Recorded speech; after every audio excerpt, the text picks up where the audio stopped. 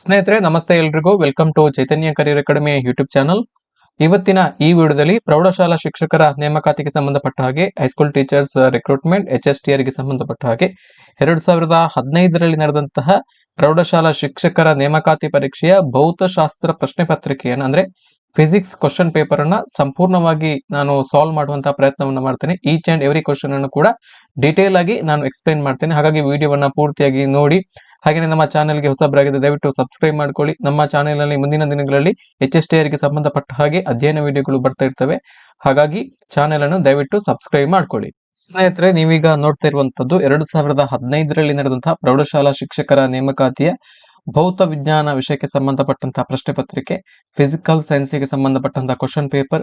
ಇಲ್ಲಿ ಭೌತ ವಿಜ್ಞಾನದಲ್ಲಿ ಎರಡು ವಿಷಯಗಳು ಬರ್ತವೆ, ಭೌತಶಾಸ್ತ್ರ ಮತ್ತು ಗಣಿತಶಾಸ್ತ್ರ. Physical science is the combination of physics and mathematics. So ಇಲ್ಲಿ ಒಟ್ಟು 100 ಪ್ರಶ್ನೆಗಳು, ಹಾಗೇನೆ 100 ಅಂಕಗಳು, 2 ಗಂಟೆಗಳ ಸಮಯಾವಕಾಶ. ಸೊ ಇಲ್ಲಿ 100 ಅಂಕಗಳನ್ನ ಫರ್ದರ್ ಆಗಿ 2 ವಿಭಾಗಗಳಲ್ಲಿ 2 ಸಬ್ಜೆಕ್ಟ್ ಡಿವೈಡ್ ಮಾಡಿದ್ದಾರೆ. ಇಲ್ಲಿ ಫಿಸಿಕ್ಸ್ ಗೆ ಸಂಬಂಧಪಟ್ಟ ಹಾಗೆ ಫಿಸಿಕ್ಸ್ ಸಬ್ಜೆಕ್ಟ್ ಗೆ ಸಂಬಂಧಪಟ್ಟ ಹಾಗೆ ಒಟ್ಟು 40 ಪ್ರಶ್ನೆಗಳು, ಹಾಗೇನೆ ಫಿಸಿಕ್ಸ್ ಮೆಥಡಾಲಜಿಗೆ ಸಂಬಂಧಪಟ್ಟ ಹಾಗೆ ಅಂದ್ರೆ ಬೋಧನಾ ಶಾಸ್ತ್ರಕ್ಕೆ ಸಂಬಂಧಪಟ್ಟ ಹಾಗೆ 10 ಪ್ರಶ್ನೆಗಳು, ಹಾಗೇನೆ ಇಲ್ಲಿ ಮ್ಯಾಥಮೆಟಿಕ್ಸ್ ಗಣಿತಶಾಸ್ತ್ರಕ್ಕೆ ಸಂಬಂಧಪಟ್ಟ ಹಾಗೆ 40 ಪ್ರಶ್ನೆಗಳು, ಹಾಗೇನೆ ಗಣಿತಶಾಸ್ತ್ರ ಬೋಧನಾ ಶಾಸ್ತ್ರಕ್ಕೆ ಸಂಬಂಧಪಟ್ಟ ಹಾಗೆ 10 ಪ್ರಶ್ನೆಗಳು. ಒಟ್ಟಾಗಿ ಇಲ್ಲಿ 100 ಪ್ರಶ್ನೆಗಳು, ಹಾಗೇನೆ 100 ಅಂಕಗಳಿಗೆ, ಪ್ರತಿಯೊಂದು ಪ್ರಶ್ನೆ ಕೂಡ 1 ಅಂಕಗಳು, 100 ಅಂಕಗಳಿಗೆ ಈ ಒಂದು ಕ್ವಶನ್ ಪೇಪರ್ ಇರ್ತದೆ ಫಿಸಿಕಲ್ ಸೈನ್ಸ್. ಸೊ ಈ ಒಂದು ಕ್ವಶನ್ ಪೇಪರ್ ಅನ್ನು ನಾನು ನಮ್ಮ ಟೆಲಿಗ್ರಾಮ್ ಚಾನಲ್ ಅಲ್ಲಿ ಕೊಟ್ಟಿರ್ತೇನೆ. ಟೆಲಿಗ್ರಾಮ್ ಚಾನೆಲ್ ನ ಲಿಂಕ್ ಅನ್ನು ನಮ್ಮ ವಿಡಿಯೋದ ಡಿಸ್ಕ್ರಿಪ್ಷನ್ ಅಲ್ಲಿ ಕೊಟ್ಟಿರ್ತೇನೆ. ನೀವು ಇದರಿಂದ ಆ ಒಂದು ಟೆಲಿಗ್ರಾಮ್ ಚಾನೆಲ್ ನ ಜಾಯಿನ್ ಆಗಿ ನೀವು PDF ಕಾಪಿಯನ್ನ ಪಡಿಬಹುದು. ನೋಡಿ, ಇಲ್ಲಿ ಮೊದಲನೆಯ ಪ್ರಶ್ನೆಯನ್ನು ಗಮನಿಸಿ. ಖಗೋಳ ದೂರದರ್ಶಕದಲ್ಲಿ ಬಳಸುವ ಕಣ್ಣಿನ ಮಸೂರದ ಸಂಗಮ ದೂರ FE ಮತ್ತು ವಸ್ತು ಮಸೂರದ ಸಂಗಮ ದೂರ FO ಇವುಗಳು ಈ ಕೆಳಗಿನವುಗಳಲ್ಲಿ ಯಾವ ರೀತಿ ಇರಬೇಕು? In an astronomical telescope the focal length of eye lens, that is FE, and the object length, that is FO are such that. So ಯಾವ ತರ ಇರಬೇಕು ಅನ್ನೋದನ್ನ ಕೇಳಿದ್ದಾರೆ. ಸೊ ಇಲ್ಲಿ ಖಗೋಳ ದೂರದರ್ಶಕದಲ್ಲಿ ಇಲ್ಲಿ ಕಣ್ಣಿನ ಮಸೂರದ ಸಂಗಮ ದೂರ ಹಾಗೇನೆ ವಸ್ತು ಮಸೂರದ ಸಂಗಮ ದೂರ, the focal length of eye lens and object lens should be such that, ಯಾವ ತರ ಇರಬೇಕು ಅನ್ನೋದನ್ನ ಪ್ರಶ್ನೆ. ಸೊ ಇಲ್ಲಿ ಒಂದು ಖಗೋಳ ದೂರದರ್ಶಕದಲ್ಲಿ in an astronomical telescope 2 convex lenses are used. ಎರಡು ಇಲ್ಲಿ ಪೀನ ಮಸೂರಗಳನ್ನ ಯೂಸ್ ಮಾಡ್ತಾರೆ. ಸೊ ಈ ಒಂದು ಪೀನ ಮಸೂರಗಳ ಸಂಗಮ ದೂರ ಡಿಫ್ರೆಂಟ್ ಆಗಿರ್ತದೆ, ಭಿನ್ನವಾದಂತಹ ಸಂಗಮ ದೂರ ಇರುವಂತಹ 2 ಪೀನ ಮಸೂರಗಳನ್ನ ಬಳಸ್ತಾರೆ. ಸೊ ಹಾಗೇನೆ ಇಲ್ಲಿ ಯಾವ ಮಸೂರದ ಸಂಗಮ ದೂರ ಹೆಚ್ಚಿರ್ತದೋ ಅದನ್ನ ಇಲ್ಲಿ ಆಬ್ಜೆಕ್ಟಿವ್ ಲೆನ್ಸ್ ಆಗಿ ಅಂದ್ರೆ ಇಲ್ಲಿ ವಸ್ತು ಮಸೂರವಾಗಿ ಬಳಸಲಾಗ್ತದೆ. ಹಾಗೇನೆ ಯಾವ ಮಸೂರದ ಸಂಗಮ ದೂರ ಅಂದ್ರೆ ಫೋಕಲ್ ಲೆಂತ್ ಕಡಿಮೆ ಇರ್ತದೋ ಅದನ್ನ ಐ ಪೀಸ್ ಆಗಿ ಕಣ್ಣಿನ ಮಸೂರವಾಗಿ ಬಳಸಲಾಗ್ತದೆ. ಸೊ ಈ ತರ ಒಂದು ಖಗೋಳ ದೂರದರ್ಶಕದ ರಚನೆಯನ್ನ ಮಾಡಲಾಗಿರ್ತದೆ. ಸೊ ಹಾಗಾಗಿ FO ಅಂತ ಹೇಳಿದ್ರೆ focal length of object lens. So ಇಲ್ಲಿ ಯಾವ ತರ ಇರ್ಬೇಕಂತ ಹೇಳಿದ್ರೆ ಇಲ್ಲಿ focal length of objective lens should be greater than the focal length of eyepiece. So ಕಣ್ಣಿನ ಮಸೂರದ ಸಂಗಮ ದೂರವು ಇಲ್ಲಿ ವಸ್ತು ಮಸೂರದ ಸಂಗಮ ದೂರಕ್ಕಿಂತ ಕಡಿಮೆ ಇರಬೇಕು, ಅಥವಾ ಇಲ್ಲಿ ವಸ್ತು ಮಸೂರದ ಸಂಗಮ ದೂರವು ಕಣ್ಣಿನ ಮಸೂರದ ಸಂಗಮ ದೂರಕ್ಕಿಂತ ಜಾಸ್ತಿ ಇರಬೇಕು, F0 ಅಥವಾ FO greater than FE. So ಈ ತರ ಇರಬೇಕು. ಹಾಗಾಗಿ ಇದಕ್ಕೆ ಸರಿಯಾದಂತ ಉತ್ತರ option 3, FO greater than FE. Next question, ಈ ಕೆಳಗಿನ ಬೆಳಕಿನ ಯಾವ ವಿದ್ಯಮಾನವು ಬೆಳಕಿನ ತರಂಗ ಸಿದ್ಧಾಂತವನ್ನ ಪುಷ್ಟೀಕರಿಸುವುದಿಲ್ಲ? Which of the following property of light does not support the wave nature of light? So ಇಲ್ಲಿ ಕೆಲವೊಂದು ವಿದ್ಯಮಾನಗಳನ್ನ ಕೊಡಲಾಗಿದೆ, ಬೆಳಕಿನ ವಿದ್ಯಮಾನಗಳನ್ನ ಕೊಡಲಾಗಿದೆ. ಸೊ ಅವುಗಳಲ್ಲಿ ಯಾವುದು ಬೆಳಕಿನ ತರಂಗ ಸಿದ್ಧಾಂತವನ್ನ ಅಂದ್ರೆ ವೇವ್ ನೇಚರ್ ಅನ್ನ ಪುಷ್ಟೀಕರಿಸುವುದಿಲ್ಲ, ಸಪೋರ್ಟ್ ಮಾಡುವುದಿಲ್ಲ ಅಂತ ಹೇಳಿ ಪ್ರಶ್ನೆಯನ್ನ ಕೇಳಲಾಗಿದೆ. ನೋಡಿ, ಇಲ್ಲಿ ವ್ಯತಿಕರಣ, ವಿವರ್ತನೆ, ಧ್ರುವೀಕರಣ ಹಾಗೆಯೇ ದ್ಯುತಿ ವಿದ್ಯುತ್ ಪರಿಣಾಮ ಇವೆಲ್ಲವೂ ಕೂಡ ಬೆಳಕಿನ ಪ್ರಮುಖವಾಗಿರುವಂತಹ ವಿದ್ಯಮಾನಗಳು. ಬೆಳಕು ಒಂದು ತರಂಗ, ಲೈಟ್ ಇಸ್ ಎ ವೇವ್. ಬೆಳಕು ಒಂದು ತರಂಗ. ಸೊ ಇದೊಂದು it's A type of electromagnetic radiation, one of the electromagnetic radiations. So ಇಲ್ಲಿ ಕೊಟ್ಟಿರುವಂತಹ ಆಯ್ಕೆಗಳಲ್ಲಿ ನೋಡಿ, ವ್ಯತಿಕರಣ ಇಂಟರ್ಫಿಯರೆನ್ಸ್, ಹಾಗೇನೆ ಡಿಫ್ರಾಕ್ಷನ್ ವಿವರ್ತನೆ, ಹಾಗೇನೆ ಪೊಲರೈಸೇಷನ್ ಧ್ರುವೀಕರಣ ಇವೆಲ್ಲವೂ ಕೂಡ ಬೆಳಕಿನ ತರಂಗ ಸಿದ್ಧಾಂತವನ್ನ, ಬೆಳಕಿನ ತರಂಗ ಸ್ವಭಾವವನ್ನ ಇವು ಸೂಚಿಸ್ತವೆ. ಆದರೆ ಇಲ್ಲಿ ದ್ಯುತಿ ವಿದ್ಯುತ್ ಪರಿಣಾಮ ಫೋಟೋ ಎಲೆಕ್ಟ್ರಿಕ್ ಎಫೆಕ್ಟ್ ಅನ್ನುವಂಥದ್ದು ಬೆಳಕಿನ ಕಣದ ಸ್ವಭಾವವನ್ನ ಇದು ತೋರಿಸ್ತದೆ. The particle nature of light, the light has dual character, one is wave character and is particle nature. So ಎರಡು ಕ್ಯಾರೆಕ್ಟರ್ಸ್ ಗಳನ್ನ ಬೆಳಕು ಹೊಂದಿರ್ತದೆ. ಹಾಗಾಗಿ ಇಲ್ಲಿ ವ್ಯತಿಕರಣ, ವಿವರ್ತನೆ ಹಾಗೆಯೇ ಧ್ರುವೀಕರಣ, interference, diffraction and polarisation, these properties or these phenomena shows the wave nature of light, but the photoelectric effect it indicates the particle nature of light. ಹಾಗಾಗಿ ಇಲ್ಲಿ ಈ ಪ್ರಶ್ನೆಗೆ ಸರಿಯಾದಂತ ಉತ್ತರ ಫೋಟೋ ಎಲೆಕ್ಟ್ರಿಕ್ ಎಫೆಕ್ಟ್ ಅಥವಾ ದ್ಯುತಿ ವಿದ್ಯುತ್ ಪರಿಣಾಮ. ಹೆನ್ರಿಕ್ ರುಡಾಲ್ಫ್ ಹರ್ಟ್ಸ್ ಇವರು ಮೊಟ್ಟ ಮೊದಲ ಬಾರಿಗೆ ದ್ಯುತಿ ವಿದ್ಯುತ್ ಪರಿಣಾಮವನ್ನ ಕಂಡುಹಿಡಿದರು. ದ್ಯುತಿ ವಿದ್ಯುತ್ ಪರಿಣಾಮದ ಬಗ್ಗೆ ಅಧ್ಯಯನವನ್ನ ಮೊದಲು ಮಾಡಿ ಸಂಶೋಧನೆಯನ್ನ ಮಾಡಿದಂತಹವರು ಹೆನ್ರಿಚ್ ರುಡಾಲ್ಫ್ ಹರ್ಟ್ಸ್. ಸೊ ಅದಾದ ನಂತರ ಐನ್ಸ್ಟೈನ್ ರವರು ಕೂಡ ಇದರ ಬಗ್ಗೆ ದ್ಯುತಿ ವಿದ್ಯುತ್ ಪರಿಣಾಮದ ಬಗ್ಗೆ ಕೆಲಸವನ್ನ ಮಾಡಿದ್ರು. ಹಾಗೇನೆ ಒಂದು ಈಕ್ವೇಶನ್ ಅನ್ನ ಕೂಡ ಕೊಟ್ಟರು. ಸೊ ಇದನ್ನ ನೀವು ದಯವಿಟ್ಟು ಗಮನದಲ್ಲಿ ಇಟ್ಕೊಳ್ಳಿ. ಮುಂದಿನ ಪ್ರಶ್ನೆಯನ್ನು ಗಮನಿಸಿ. ಭೂಮಿಯ ಮೇಲೆ ಹಸಿರು ಮನೆ ಪರಿಣಾಮವನ್ನ ಉಂಟು ಮಾಡಲು ಮುಖ್ಯ ಕಾರಣವಾದ ವಿದ್ಯುತ್ ಕಾಂತೀಯ ವಿಕಿರಣ ಯಾವುದು? The electromagnetic radiation which is the cause for green house effect on earth is. So ವಿದ್ಯುತ್ ಕಾಂತೀಯ ವಿಕಿರಣಗಳಿಗೆ ಒಂದಷ್ಟು ಮಾಹಿತಿಯನ್ನು ನೀವು ತಿಳ್ಕೊಳ್ಳಿ. ಸೊ ಇಲ್ಲಿ ಒಟ್ಟು 7 ವಿಧವಾದಂತಹ ವಿದ್ಯುತ್ ಕಾಂತೀಯ ವಿಕಿರಣಗಳು ಇರ್ತವೆ. There are 7 electromagnetic radiations. So ಯಾವುದೆಲ್ಲ ಅಂತ ಹೇಳಿದ್ರೆ, ಸೊ ಇಲ್ಲಿ ಒಂದು ಸ್ಪೆಕ್ಟ್ರಮ್ ಅನ್ನ ಕಾಣಬಹುದು ನೀವು, ವಿದ್ಯುತ್ ಕಾಂತೀಯ ವಿಕಿರಣಗಳ ಸ್ಪೆಕ್ಟ್ರಮ್. ಸೊ ಇಲ್ಲಿ ಮೊದಲನೇದಾಗಿ ಗಾಮಾ ರೇ ಬರ್ತದೆ, ಆನಂತರ ಎಕ್ಸ್ ರೇ, ಅಲ್ಟ್ರಾವೈಲೆಟ್ ಅಂಡ್ ಇಲ್ಲಿ ವಿಸಿಬಲ್ ಲೈಟ್, ಹಾಗೇನೆ ಇನ್ಫ್ರಾರೆಡ್, ಮೈಕ್ರೋವೇವ್, ಹಾಗೆಯೇ ರೇಡಿಯೋ ರೀಜನ್. ಸೊ ಈ ತರ ಎಲೆಕ್ಟ್ರೋಮ್ಯಾಗ್ನೆಟಿಕ್ ಸ್ಪೆಕ್ಟ್ರಮ್ ಅನ್ನ ಅರೇಂಜ್ ಮಾಡಲಾಗಿದೆ. ಸೊ ಇಲ್ಲಿ ಈ ಸೈಡ್ ಅಲ್ಲಿ ನೋಡಿ, ಇಲ್ಲಿ ಗಾಮಾ ರೇ, ಸೊ ಇದು shorter wave length. So wave length ಕಡಿಮೆ ಇರ್ತದೆ, ತರಂಗ ದೂರ ಕಡಿಮೆ ಇರ್ತದೆ, ಹಾಗೇನೆ ಇವುಗಳ ಫ್ರೀಕ್ವೆನ್ಸಿ ಹೈ ಫ್ರೀಕ್ವೆನ್ಸಿ, ಹಾಗೇನೆ ಹೈ ಎನರ್ಜಿ ರೇಡಿಯೇಷನ್ಸ್. ಇದು ಗಾಮಾ ರೇ ಹೈ ಎನರ್ಜಿ ರೇಡಿಯೇಷನ್. ಅದಾದ ನಂತರ ಎಕ್ಸ್ ರೇ ಬರುತ್ತೆ. ಸೊ ಇಲ್ಲಿ ರೈಟ್ ಸೈಡ್ ಅಲ್ಲಿ ಇದು ರೇಡಿಯೋ ವೇವ್ಸ್, ಇಲ್ಲಿ ರೇಡಿಯೋ ವೇವ್ಸ್ ಇದೆ. ಸೊ ಇದು longer wavelength. So longer ಕಮ್ಯುನಿಕೇಶನ್ಗೆ ಸೊ ಇಂತಹ ರೇಡಿಯೋ ವೇವ್ಸ್ ಗಳನ್ನ ಯೂಸ್ ಮಾಡ್ತಾರೆ. ಹಾಗೇನೆ ಇಲ್ಲಿ lower frequency radio waves has lower frequency and lower energy compared to gamma ray, it has lower energy. So ಈ ತರ ಒಂದು ಎಲೆಕ್ಟ್ರೋಮ್ಯಾಗ್ನೆಟಿಕ್ ಸ್ಪೆಕ್ಟ್ರಮ್ ಅನ್ನ ಅರೇಂಜ್ ಮಾಡಲಾಗಿದೆ. ಸೊ ಇಲ್ಲಿ ಗ್ರೀನ್ ಹೌಸ್ ಎಫೆಕ್ಟ್ ಅಂದ್ರೆ ಹಸಿರು ಮನೆ ಪರಿಣಾಮಕ್ಕೆ ಕಾರಣವಾಗುವಂತಹ ಇಲ್ಲಿ ವಿದ್ಯುತ್ ಕಾಂತೀಯ ವಿಕಿರಣ ಯಾವುದಪ್ಪ ಅಂತ ಹೇಳಿದ್ರೆ ಅವಗೆಂಪು ವಿಕಿರಣಗಳು ಅಥವಾ ಇನ್ಫ್ರಾರೆಡ್ ರೇಸ್ ಅಂತ ಕರಿತೇವೆ ಇಂಗ್ಲಿಷ್ ನಲ್ಲಿ. ಸೊ ಹಾಗಾಗಿ ಆಪ್ಷನ್ 4 ಇದಕ್ಕೆ ಸರಿಯಾದಂತಹ ಉತ್ತರ.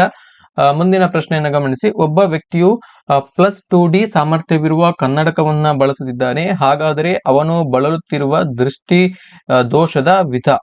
A person uses a spectacle of power +2D, then he is suffering from the eye defect. So ಇಲ್ಲಿ ಆತ +2D ಅನ್ನುವಂತಹ ಒಂದು +2D ಸಾಮರ್ಥ್ಯ ಇರುವಂತಹ ಕನ್ನಡಕವನ್ನ ಬಳಸ್ತಾ ಇದ್ದಾನೆ ಅಂತ ಹೇಳಿದ್ರೆ ಆತ ಯಾವ ದೃಷ್ಟಿ ದೋಷದಿಂದ ಬಳಲ್ತಾ ಇದ್ದಾನೆ ಅಂತ ಇಲ್ಲಿ ಪ್ರಶ್ನೆಯನ್ನ ಕೇಳಲಾಗಿದೆ. ಸೊ ಇದಕ್ಕೆ ಸರಿಯಾದಂತಹ ಉತ್ತರ ಆತ ದೂರದೃಷ್ಟಿ ದೋಷ ಇದರಿಂದ ಬಳಲ್ತಾ ಇದ್ದಾನೆ. ಇದನ್ನ ಹೈಪರ್ ಮೆಟ್ರೋಪಿ ಅಂತ ಕೂಡ ಕರೀತಾರೆ ಅಥವಾ ಫಾರ್ ಸೈಟೆಡ್ನೆಸ್ ಅಂತ ಕೂಡ ಕರೀತಾರೆ. ಸೊ ಇದಕ್ಕೆ ಇಲ್ಲಿ ದೂರದೃಷ್ಟಿ ದೋಷಕ್ಕೆ ಆ ಒಂದು ಕನ್ನಡಕದಲ್ಲಿ ದೂರದೃಷ್ಟಿ ದೋಷ.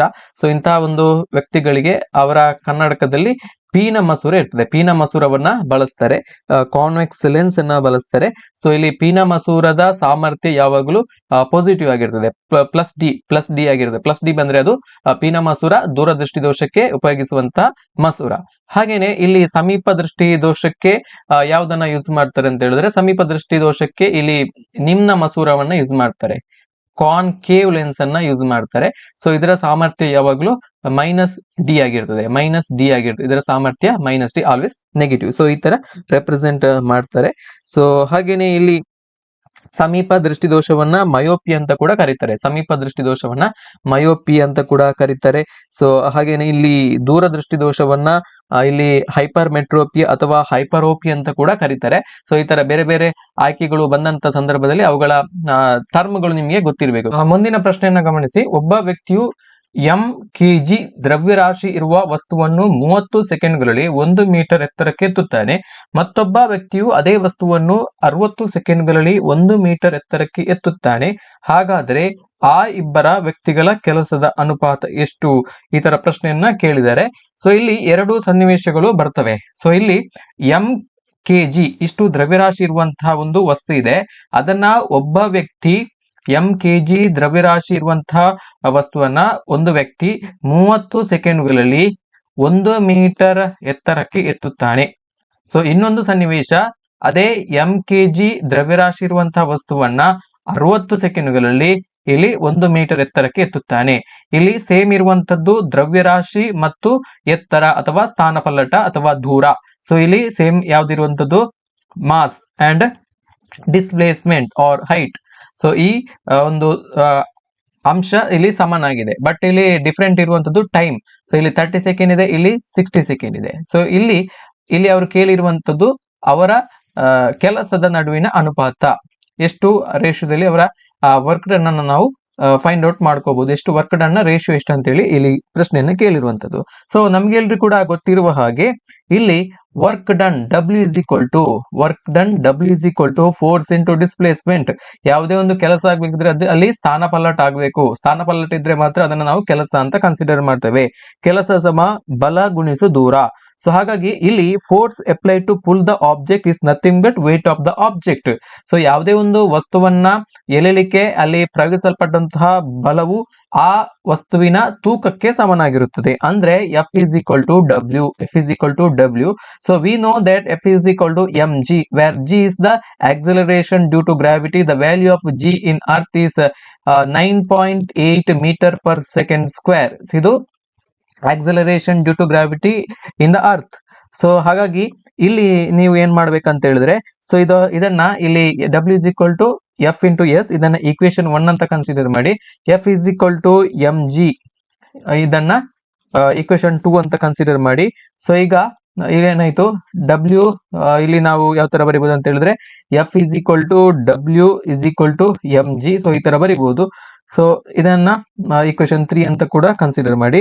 ಸೊ ಆಗ ನೆಕ್ಸ್ಟ್ ಏನಾಗ್ತದೆ ಅಂತ ಹೇಳಿದ್ರೆ, from equation 1 and equation 3 we can write W is equal to mg so into h. So ಇಲ್ಲಿ s ಇದೆ ಅಲ್ವಾ, ಸೊ s ನ ಬದಲಿಗೆ ನಾವು h ಅಂತ ಬರ್ತೀವಿ. ಸೊ ಇಲ್ಲಿ s ಅಂತ ಹೇಳಿದ್ರೆ ಡಿಸ್ಟೆನ್ಸ್ ಅಥವಾ ಸ್ಥಾನಪಲ್ಲಟ. ಸೊ ಅದರ ಬದಲಿಗೆ ಸೊ ಮೇಲ್ಮುಖವಾಗಿರುವಂತದ್ದು ಅಂದ್ರೆ ಎತ್ತರ. ಸೊ ಇಲ್ಲಿ h ಅಂತ ಹೇಳಿ ಬರಿಬಹುದು. ಸೊ ಇಲ್ಲಿ h ಅಂತ ಬರಿಬಹುದು because S is equal to h, ಸ್ಥಾನಪಲ್ಲಟವನ್ನ ಎತ್ತರ ಅಂತ ಇಲ್ಲಿ ನಾವು ಕನ್ಸಿಡರ್ ಮಾಡಬಹುದು. ಸೊ ಹಾಗಾಗಿ ಏನಾಯ್ತು, W is equal to mgh ಆಯ್ತು. So hence work done is independent of time taken to lift the mass. So ಇಲ್ಲಿ ಎಲ್ಲಿಯಾದ್ರೂ ಟೈಮ್ ಬರುತ್ತಾ? ಇಲ್ಲ. ನೋಡಿ, W is equal to mgh. So ಇಲ್ಲಿ ಟೈಮ್ ಎಲ್ಲಿಯಾದ್ರೂ ಬರುತ್ತಾ? ಟೈಮ್ ನ ಟರ್ಮ್ ಬರುತ್ತಾ? ಇಲ್ಲ, ಎಲ್ಲಿ ಕೂಡ ಟೈಮ್ ನ ಟರ್ಮ್ ಬರಲ್ಲ. ಹಾಗಾಗಿ work done is independent of time taken to lift the mass. So ಇಲ್ಲಿ ಟೈಮ್ ಅನ್ನುವಂಥದ್ದು ಸಮಯ ಯಾವುದೇ ಪ್ರಭಾವವನ್ನ ಬೀರುವುದಿಲ್ಲ. ಹಾಗಾಗಿ ಇಲ್ಲಿ ಇಲ್ಲಿ ಕೊಟ್ಟಂತಹ ಸನ್ನಿವೇಶದಲ್ಲಿ ವರ್ಕ್ ಡನ್ 1. ಸೊ ಒಂದು ಸನ್ನಿವೇಶವನ್ನ ಇಲ್ಲಿ ಈ 30 ಸೆಕೆಂಡ್ಗಳಲ್ಲಿ ಇಲ್ಲಿ ದ್ರವ್ಯರಾಶಿ ಇರುವಂತಹ ವಸ್ತುವನ್ನ 1 ಮೀಟರ್ ಎತ್ತರಕ್ಕೆ ಎತ್ತುವಂತಹ ಸನ್ನಿವೇಶವನ್ನ W1 ಅಂತ ಕನ್ಸಿಡರ್ ಮಾಡಿದ್ರೆ, ಇಲ್ಲಿ ವರ್ಕ್ ಅನ್ನ W1 ಅಂತ ಕನ್ಸಿಡರ್ ಮಾಡಿದ್ರೆ, ಹಾಗೆ ಇಲ್ಲಿ ದ್ರವ್ಯರಾಶಿ ಇರುವಂತಹ ವಸ್ತುವನ್ನ 60 ಸೆಕೆಂಡ್ಗಳಲ್ಲಿ 1 ಮೀಟರ್ ಎತ್ತರಕ್ಕೆ ಎತ್ತುವಂತಹ ಒಂದು ಸನ್ನಿವೇಶವನ್ನ ನಾವು ಆ ಒಂದು ಕೆಲಸವನ್ನ ನಾವು W2 ಅಂತ ಕನ್ಸಿಡರ್ ಮಾಡಿದ್ರೆ ಸೊ ಎಷ್ಟಾಗ್ತದೆ? ಸೊ ಇಲ್ಲಿ ವರ್ಕ್ ಡನ್ ಅನ್ನುವಂಥದ್ದು, ವರ್ಕ್ ಡನ್ ಅನ್ನ ಮೇಲೆ ಇಲ್ಲಿ ಕೆಲಸದ ಇಲ್ಲಿ ಕೆಲಸದ ಮೇಲೆ ಸಮಯದ ಪ್ರಭಾವ ಇಲ್ಲ. ಹಾಗಾಗಿ ಇಲ್ಲಿ W1 is to W2 ಅಂತ ಹೇಳಿದ್ರೆ 1:1. ಸೊ ಹಾಗಾಗಿ ಇಲ್ಲಿ ಉಳಿದೆಲ್ಲವೂ ಕೂಡ ಇಲ್ಲಿ ಸಮಯ ಮಾತ್ರ ಡಿಫರೆಂಟ್ ಇರುವಂತದ್ದು. ಇಲ್ಲಿ ಸಮಯದ ಪ್ರಭಾವ ಯಾವುದೇ ರೀತಿಯಲ್ಲಿ ಇಲ್ಲಿ ವ್ಯಕ್ತ ಆಗುವುದಿಲ್ಲ. ಹಾಗಾಗಿ ಇಲ್ಲಿ ಆ ಎರಡು ಸನ್ನಿವೇಶಗಳ ನಡುವಿನ ಕೆಲಸದ ಅನುಪಾತ 1:1. ಹಾಗಾಗಿ ಇದಕ್ಕೆ ಸರಿಯಾದಂತಹ ಉತ್ತರ ಆಪ್ಷನ್ 3, 1:1. ಮುಂದಿನ ಪ್ರಶ್ನೆಯನ್ನ ಗಮನಿಸಿ. 5 kg ದ್ರವ್ಯರಾಶಿಯನ್ನ ಹೊಂದಿರುವ ಕಾಯವನ್ನು 10 ಮೀಟರ್ ಎತ್ತರದಿಂದ ಕೆಳಗೆ ಬಿಟ್ಟಾಗ ಅದು ಭೂಮಿಯನ್ನು ತಲುಪಿದಾಗ ಕಳೆದುಕೊಳ್ಳುವ ಪ್ರಚನ್ನ ಶಕ್ತಿಯ ಪರಿಮಾಣ ಎಷ್ಟು? A body of mass 5 kg is dropped from the height of 10 meter above the ground, then the loss in potential energy when it reaches the ground is acceleration due to gravity of earth is 9.8 meter per second square. So ಇದರ ಪ್ರಕಾರ ನಾವು ಈ ಪ್ರಚನ್ನ ಶಕ್ತಿ ಅಂದ್ರೆ potential ಎನರ್ಜಿಯನ್ನು ನಾವು ಒಂದು ಲೆಕ್ಕದಲ್ಲಿ find out ಮಾಡ್ಕೋಬೇಕು. So ಇಲ್ಲಿ ನಮಗೆ ಗೊತ್ತಿರುವ ಹಾಗೆ ಪ್ರಚನ್ನ ಶಕ್ತಿ ಅಥವಾ ಪೊಟೆನ್ಷಿಯಲ್ ಎನರ್ಜಿ, ಪ್ರಚನ್ನ ಶಕ್ತಿ ಅಂತ ನಾವು ಕನ್ನಡದಲ್ಲಿ ಕರಿತೇವೆ. ಪ್ರಚನ್ನ ಶಕ್ತಿ ಅಥವಾ potential energy is equal to ರಾಶಿ ಗುಣಿಸು ಗುರುತ್ವ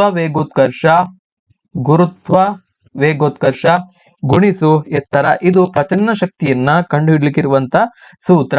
potential energy equal to mass into the acceleration due to gravity of earth and height. So ಇದು ಪೊಟೆನ್ಷಿಯಲ್ ಎನರ್ಜಿಯನ್ನ ಫೈಂಡ್ ಔಟ್ ಮಾಡ್ಲಿಕ್ಕಿರುವಂತಹ ಸೂತ್ರ. ಹಾಗಾಗಿ ಇಲ್ಲಿ ಅವರು ಏನೆಲ್ಲ ಕೊಟ್ಟಿದ್ದಾರೆ, ಇಲ್ಲಿ ದ್ರವ್ಯರಾಶಿ ಅಂದ್ರೆ ಎಂ, ದ್ರವ್ಯರಾಶಿ ಇಸ್ ಈಕ್ವಲ್ ಟು 5 kg. ಹಾಗೇನೆ ಇಲ್ಲಿ ಎತ್ತರ 10 ಮೀಟರ್ ಅಂದ್ರೆ ಹೈಟ್ 10 ಮೀಟರ್. ಹಾಗೇನೆ acceleration due to gravity G ಅಂತ ಹೇಳಿದ್ರೆ 9.8 metre per second square. So ಇದನ್ನ ಈ ಒಂದು ಸೂತ್ರಕ್ಕೆ ನಾವು ಸಬ್ಸ್ಟಿಟ್ಯೂಟ್ ಮಾಡ್ಕೋಬೇಕು. ಸೊ ಇಲ್ಲಿ potential energy equal to M 5 into next G 9.8 into height 10. So ಏನಾಯ್ತು ಇಲ್ಲಿ 5 ಇಂಟು 98 ಅನ್ನ ಮಾಡಿದ್ರೆ ನಮಗೆ ಆನ್ಸರ್ 490 ಜೌಲ್. ಹಾಗಾಗಿ ಆಪ್ಷನ್ 1 ಇದಕ್ಕೆ ಸರಿಯಾದಂತಹ ಉತ್ತರ. ಸೊ ಈ ಫಾರ್ಮುಲಾವನ್ನು ದಯವಿಟ್ಟು ಬರ್ಕೊಳ್ಳಿ. ಮುಂದಿನ ಪ್ರಶ್ನೆ, ಸಿಲಿಕಾನ್ ಅರೆವಾಹಕದಲ್ಲಿರುವ ವಹನ ಪಟ್ಟಿ ಅಂದ್ರೆ ಕಂಡಕ್ಷನ್ ಬ್ಯಾಂಡ್ ಮತ್ತು ವೇಲೆನ್ಸ್ ಬ್ಯಾಂಡ್ ಇವುಗಳ ನಡುವೆ ಇರುವ ಶಕ್ತಿಯ ಅಂತರ. The energy gap between valence band and conduction band in a silicon semi conductor is. So ಇಲ್ಲಿ ಕೇಳಿರುವಂತದ್ದು ಸಿಲಿಕಾನ್ ಅರೆವಾಹಕದಲ್ಲಿರುವಂತಹ ಈ conduction bond and valence bond ಏನಿದೆ, ಸಿಬಿ ಅಂಡ್ ವಿಬಿಗಳ ನಡುವೆ ಇರುವಂತಹ ಶಕ್ತಿಯ ಅಂತರ, energy gap between the conduction band and valence band. For semiconductor the energy gap between conduction band and valence band should be less than 5 electron volt. So ಇಲ್ಲಿ ಯಾವುದೇ ಒಂದು ಅರೆವಾಹಕವಾಗಿರುವಂತಹ ವಸ್ತುವಿನಲ್ಲಿ conduction band ಮತ್ತು valence band ಇವುಗಳ ನಡುವಿನ ಶಕ್ತಿಯ ಅಂತರ ಎಷ್ಟಿರಬೇಕು? Less than 5 electron volt. 5 electron volt ಗಿಂತ ಕಡಿಮೆ ಇರಬೇಕು. ಎನರ್ಜಿ ಗ್ಯಾಪ್, ಶಕ್ತಿಯ ಅಂತರ 5 electron volt ಗಿಂತ ಕಡಿಮೆ ಇರಬೇಕು.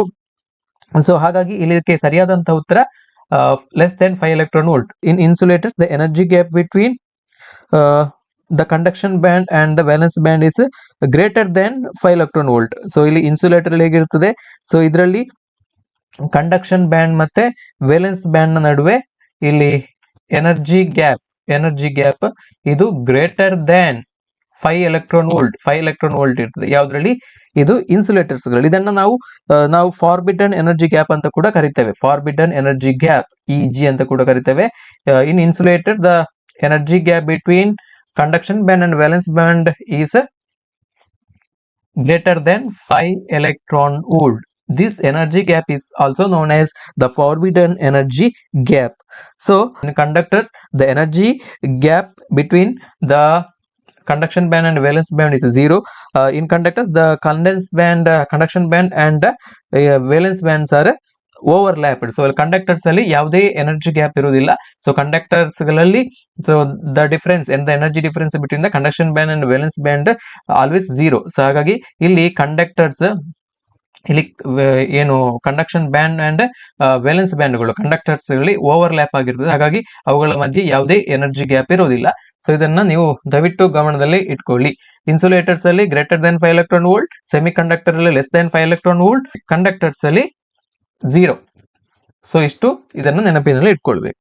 ಮುಂದಿನ ಪ್ರಶ್ನೆ ನೋಡಿ, ಈ ಕೆಳಗಿನ ಸಮೀಕರಣಗಳಲ್ಲಿ ಯಾವುದು ಐನ್ಸ್ಟೈನ್ ರವರ ದ್ಯುತಿವಿದ್ಯುತ್ ಪರಿಣಾಮದ ಸಮೀಕರಣ ಆಗಿದೆ? Which of the following is the Einstein photo electric equation? Which one of the following is the Einstein's photo electric equation? So Einstein ರವರ ದ್ಯುತಿ ವಿದ್ಯುತ್ ಪರಿಣಾಮದ ಸಮೀಕರಣ ಯಾವುದು ಅನ್ನುವಂತಹ ಪ್ರಶ್ನೆಯನ್ನ ಕೇಳಿದರೆ, ಸೊ ಐನ್ಸ್ಟೀನ್ ರವರ ಫೋಟೋ ಎಲೆಕ್ಟ್ರಿಕ್ ಇಕ್ವೇಶನ್ ಯಾವ ತರ ಇದೆ ಅಂತ ಹೇಳಿದ್ರೆ, ಅವರ equation H into nu minus nu naught equal to half mv max square. H into nu minus nu naught equal to half into mv max square. So ಈ ತರ ಇದೆ. ಸೊ ಇಲ್ಲಿ ವಿ ಮ್ಯಾಕ್ಸ್ ಅಂತ ಹೇಳಿದ್ರೆ ಮ್ಯಾಕ್ಸಿಮಮ್ ವೆಲಾಸಿಟಿ, ಸೊ ಇಲ್ಲಿ H ಅಂತ ಹೇಳಿದ್ರೆ planks constant, new and new not ಅಂತ ಹೇಳಿದ್ರೆ ಇವೆರಡು ಫ್ರೀಕ್ವೆನ್ಸಿಗಳು, ಹಾಗೇನೆ ಎಂ ಅಂತ ಹೇಳಿದ್ರೆ ದ್ರವ್ಯರಾಶಿ ಮಾಸ್. ಸೊ ಇದನ್ನ ನಾವು ಸಿಂಪ್ಲಿಫಿಕೇಶನ್ ಇನ್ನಷ್ಟು ಇದನ್ನ ನಾವು ಬಿಡಿಸಿ ಬರಿಬಹುದು. So H nu minus H nu naught equal to half M V max whole square, M V max whole square. So ಹಾಗೇನೆ ಇನ್ ಟರ್ಮ್ಸ್ ಆಫ್ ಇಲ್ಲಿ ಕೊಟ್ಟಿರುವಂತಹ ಆಯ್ಕೆಗಳೆಲ್ಲ ಕೂಡ H nu in terms of H nu ಇದೆ.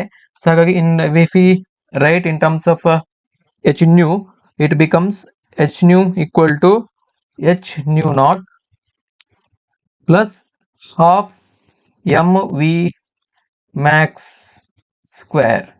So ಹಾಗಾಗಿ ಎಲ್ಲಿದೆ ಉತ್ತರ option 2 ಅಲ್ಲಿ ಇದೆ. H nu is equal to H nu naught plus half M V max square. ಹಾಗೆ option 2 is the right answer for this question. ಮುಂದಿನ ಪ್ರಶ್ನೆಯನ್ನು ಗಮನಿಸಿ. ಈ ಕೊಟ್ಟಿರುವ ಪಟ್ಟಿಯನ್ನು ನಿಜ ಪಟ್ಟಿಯನ್ನಾಗಿ ಅಂದ್ರೆ ಟ್ರುತ್ ಟೇಬಲ್ ಅನ್ನಾಗಿ ಹೊಂದಿರುವಂತಹ ತರ್ಕ ಬಾಗಿಲು ಅಂದ್ರೆ ಲಾಜಿಕ್ ಗೇಟ್ಸ್ ಯಾವುದು? This is the truth table for the logic gate. So they have given 4 options: AND gate, OR gate, NAND gate and OR gate.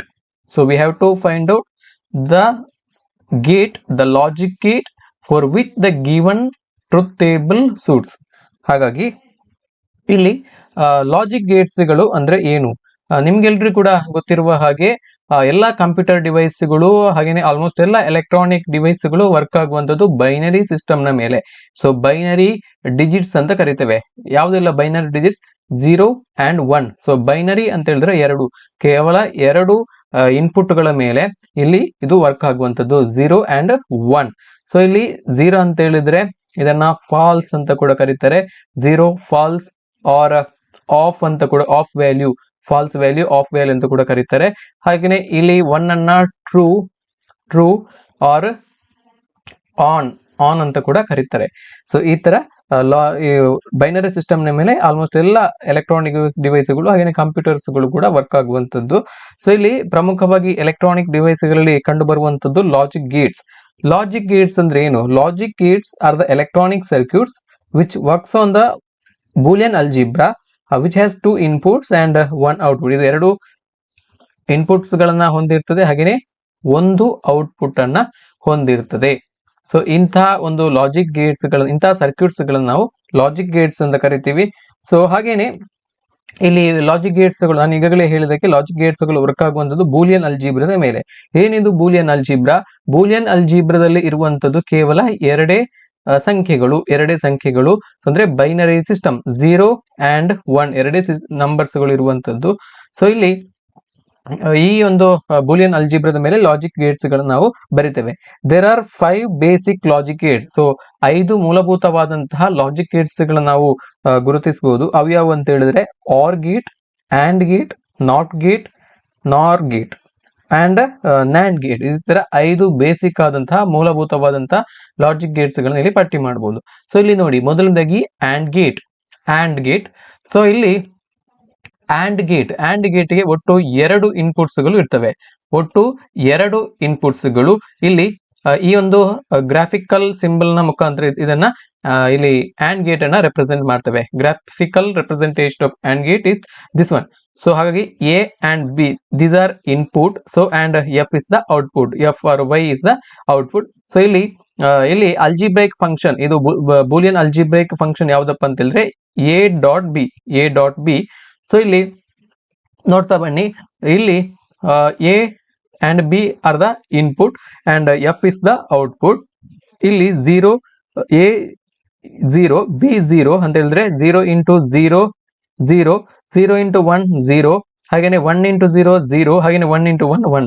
So ಇದು ನಾರ್ಮಲ್ ಅಲ್ಜಿಬ್ರಾದ ಹಾಗೇನೆ ಇದೆ. ಸೊ ಇದು ಆಂಡ್ ಗೇಟ್ ಗೆ ಸಂಬಂಧಪಟ್ಟ ಹಾಗೆ. ಇನ್ನು ಆರ್ ಗೇಟ್ ಅನ್ನು ನಾವು ಈ ತರ ನಾವು ರೆಪ್ರೆಸೆಂಟ್ ಮಾಡ್ತೇವೆ. A and B are the inputs and F is the output. F is equal to, so ಇಲ್ಲಿ Boolean algebraic function F is equal to A plus B. So ಇಲ್ಲಿ ಎರಡು ಔಟ್ಪುಟ್ಸ್ ಗಳು ಬೇರೆ ಬೇರೆ ಕಂಡೀಷನ್ ನ ಕೊಡಲಾಗಿದೆ, ಎ ಅಂಡ್ ಬಿ. 0 0 0 ಇಲ್ಲಿ A plus B ಬರಬೇಕು. 0 0 0 ಪ್ಲಸ್ 0 ಇದು ನಾರ್ಮಲ್ ಅಲ್ಜಿಬ್ರದ ಹಾಗೇನೆ 0. ಹಾಗೇನೆ 0 ಪ್ಲಸ್ 1 ಅಂತ ಹೇಳಿದ್ರೆ 1 ನಾರ್ಮಲ್ ಅಲ್ಜಿಬ್ರದಲ್ಲಿ ಕೂಡ ಇದೇ ತರ.